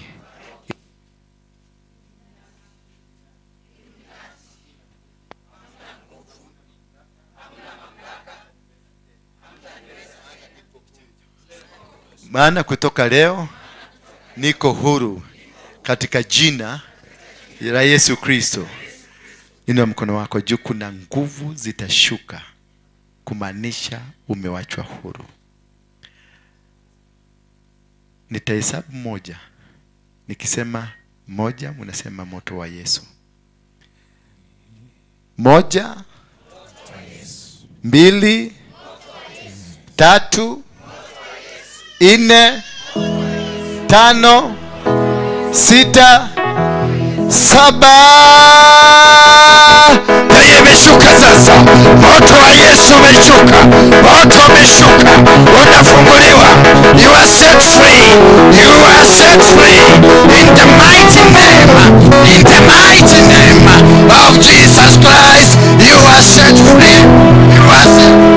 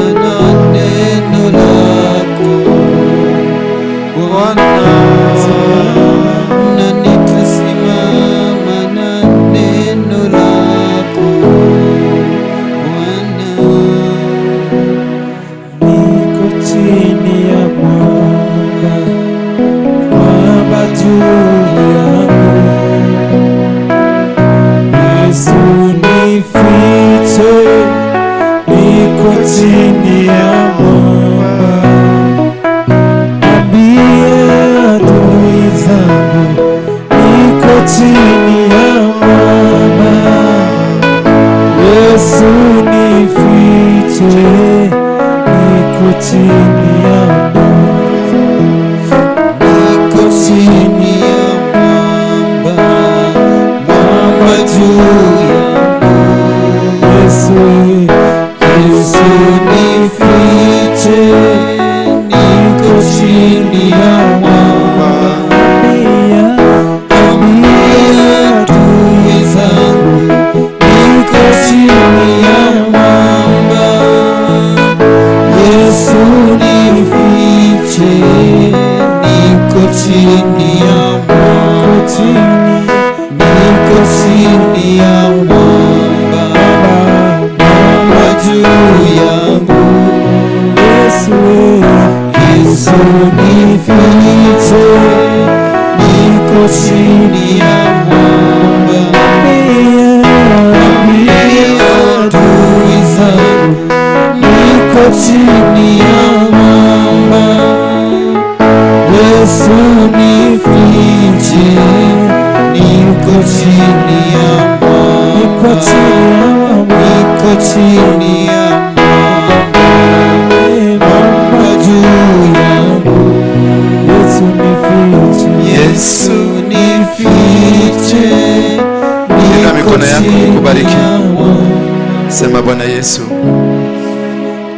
mwana wa Mungu ambaye ako hai, na kuabudu na kushukuru, maana hakuna Mungu mwingine.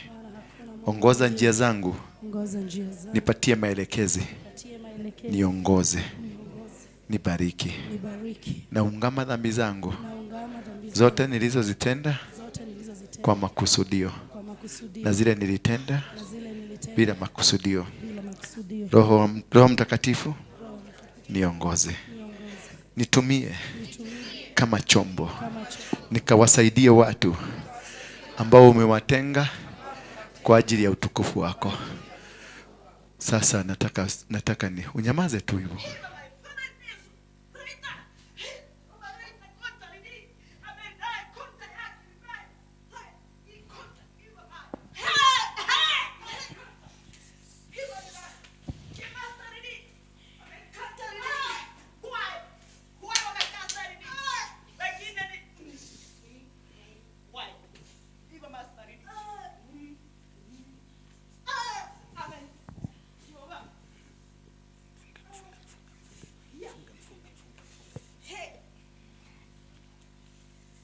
Kuna moto unashuka kutoka juu mbinguni kwa sababu Mungu amependa hivyo.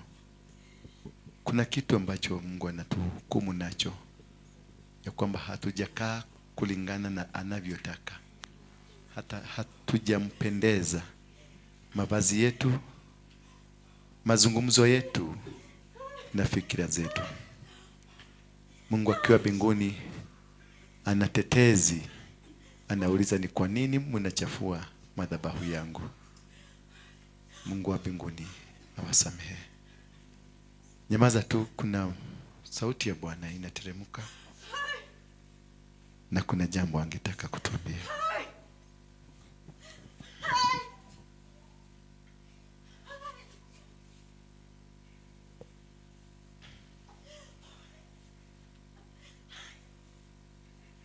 Funguliwa sasa.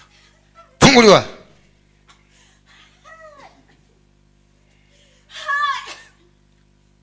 Yes.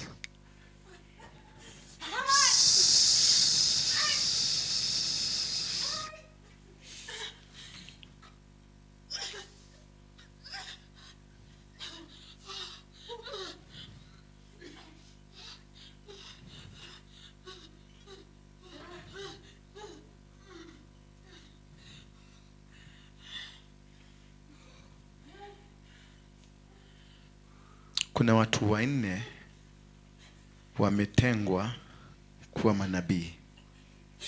Kuna vipawa vinne vimeteremka. Karibieni kwenye mkeka hapo. Nyote nasema kila mtu akaribie.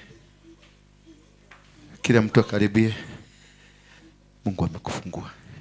Biashara yako imefunguka. Hautateseka tena. Yes.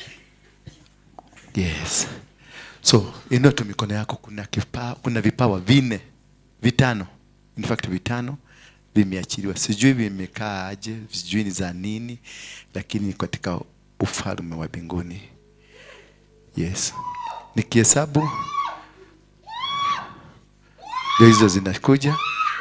1, 2, 3, 4, 5. Hizo zimeshuka sasa. Ndio hizo zimeshuka. Roho anatembea juu yenu, Roho anatembea juu yako.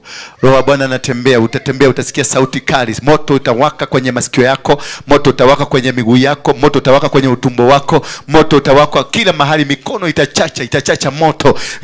Kichwa chako kitawaka moto, utasikia kuna moto wa ajabu na waka, maana Mungu ameteremuka. Roho wa Bwana ameshuka. Hizo vipawa vitatumika katika uponyaji, vitatumika katika unabii, vitatumika katika ukombozi. Hizo zinashuka sasa. Malaika kutoka mbinguni wameteremusha. Kila mtu anapokezwa chake, in the mighty name of Jesus. Now receive.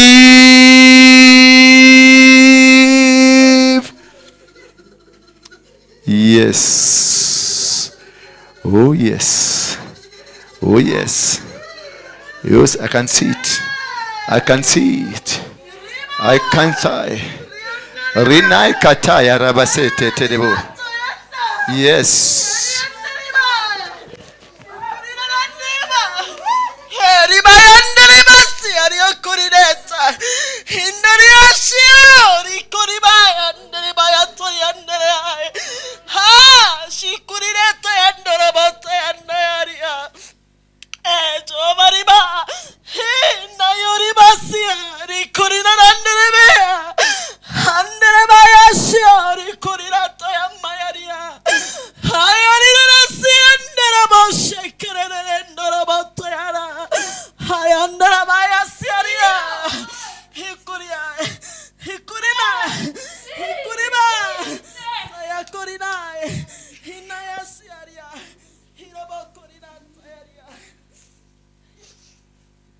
Zinateremshwa zaidi, zinashuka zaidi.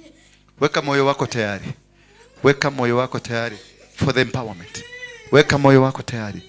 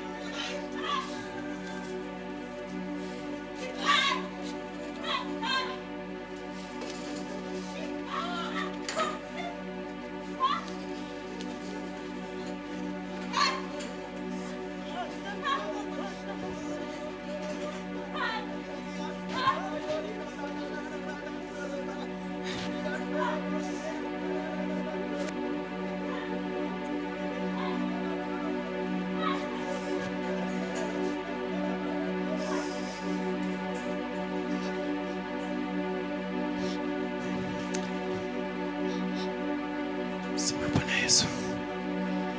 Nijaze.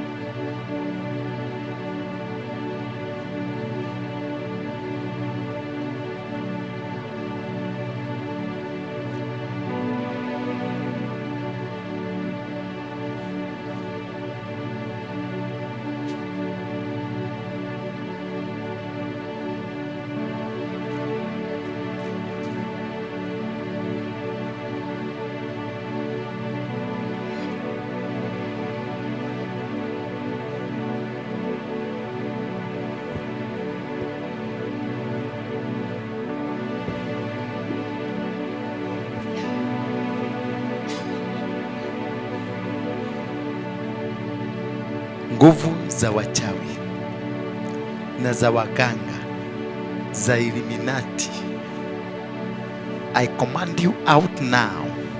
You've tormented this woman for quite too long.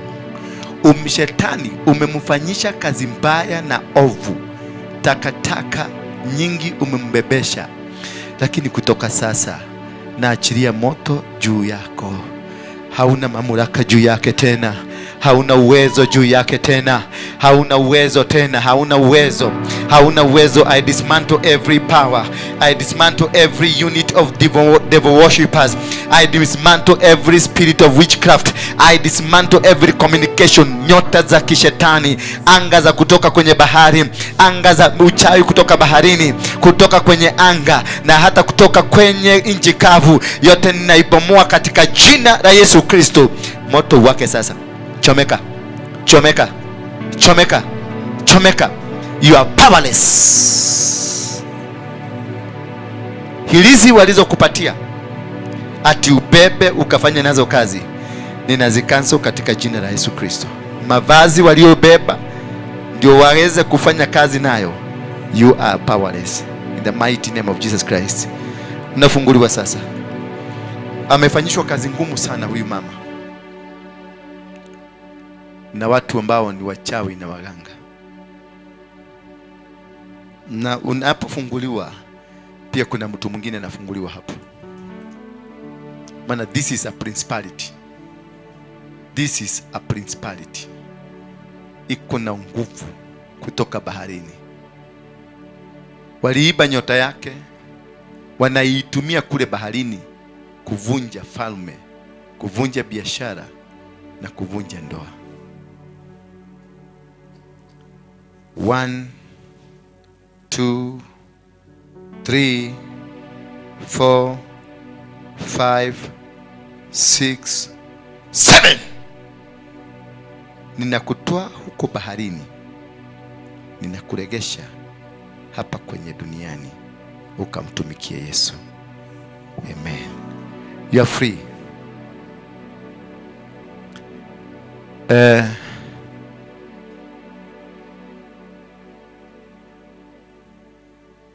Mumeona hiyo kazi ambao imefanyika. Kitu ya muhimu, wewe kuja, wewe macho ine kuja.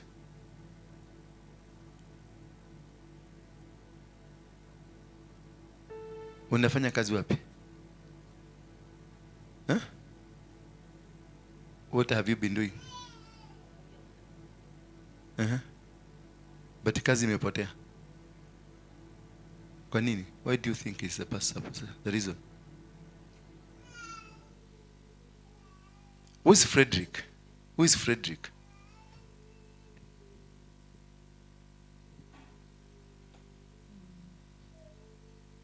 Either family or at work.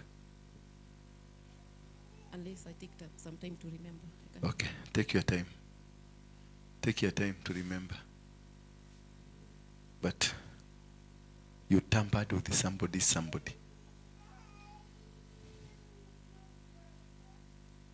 You tampered with somebody somewhere. That is a bit personal. We will discuss with you some other days.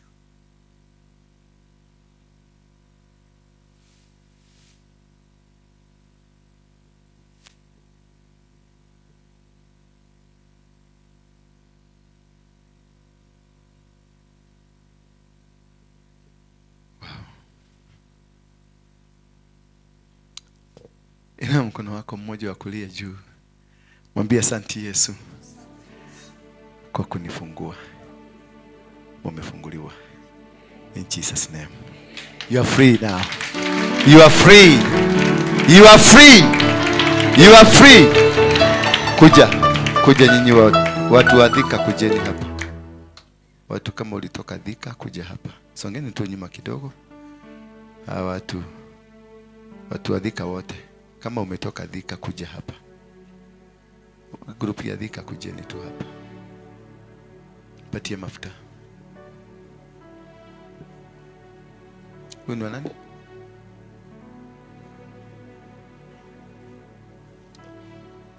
Shikaneni hapa. Pangeni laini hapa.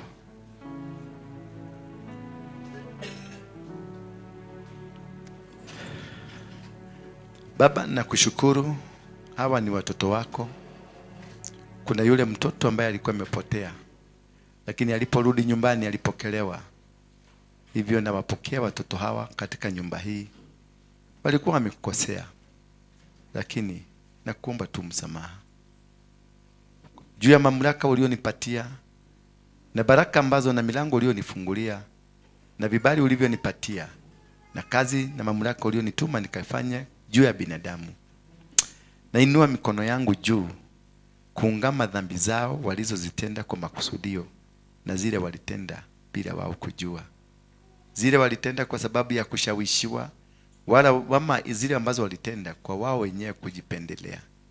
Ninakuomba msamaha. Uwatakaze, uwasamehe tena.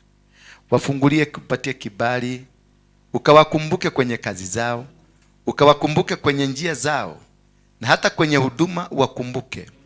Uwaregeshee huduma ambao ulikuwa umewapatia. Wafungulie milango, maana Yehova wameona makosa yao na wamekuja kuungama. Wamekuja kusema wameomba msamaha. Kama vile Musa alipokuwa amekuja mlimani kutafuta baraka zako, akarudi akapata Dathan na Kora na viongozi wengine 260 wameunganika pamoja kufanya kazi iliyokuwa chukizo kwako. Nao ulikuwa umekasirika kuamaliza. Musa akakwambia wachana na watu ambao walishawishiwa. Ukaangalie tu wale ambao walishawishi, wale ambao walishawishika. Watoto hawa hawakuwa na nia mbovu. hawakuwa na ubaya kwako, ila walishawishiwa. Wenye Musa alikuomba msamaha kwa wale walioshawishiwa na kuomba tu msamaha. Watoto hawa hawakuwa na nia mbovu, hawakuwa na maovu yoyote yale, ila walijipata kutokana na mafundisho yaliyo ambayo hayakutokana na wewe. Ndaguthaitha Ngai, uri Ngai munene, ciana ici ciokite gukumatha, citieciragia na citionaga ta cikihĩngĩcĩka, citirĩ ciamenya nĩ kũrĩ mbara na kũrĩ kũhĩngĩcwo, citirĩ ciamenya. Ciana ici Ngai, ciririkane tu, cigwĩre tha Baba, matiekire ũguo makĩendaga, matiekire ũguo Ngai makĩendaga. Ndaguthaitha ta ũrĩa Musa agũthaithire, ũrekere arĩa mahĩngĩcĩtwo, ũng'ethere arĩa mamahĩngĩcire. Ngai,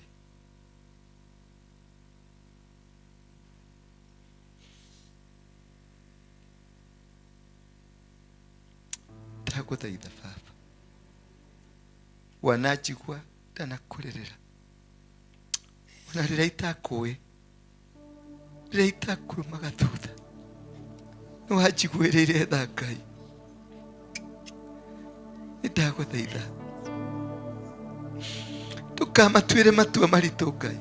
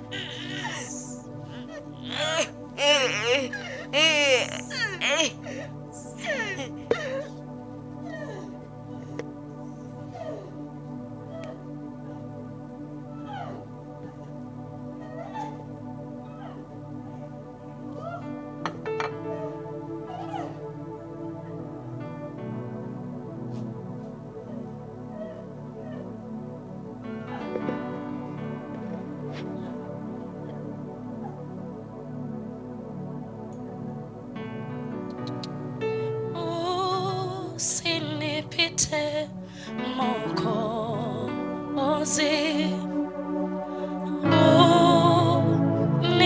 unisikie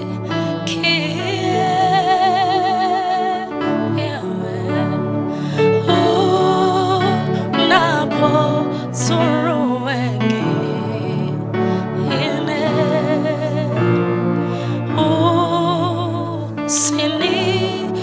usinipite.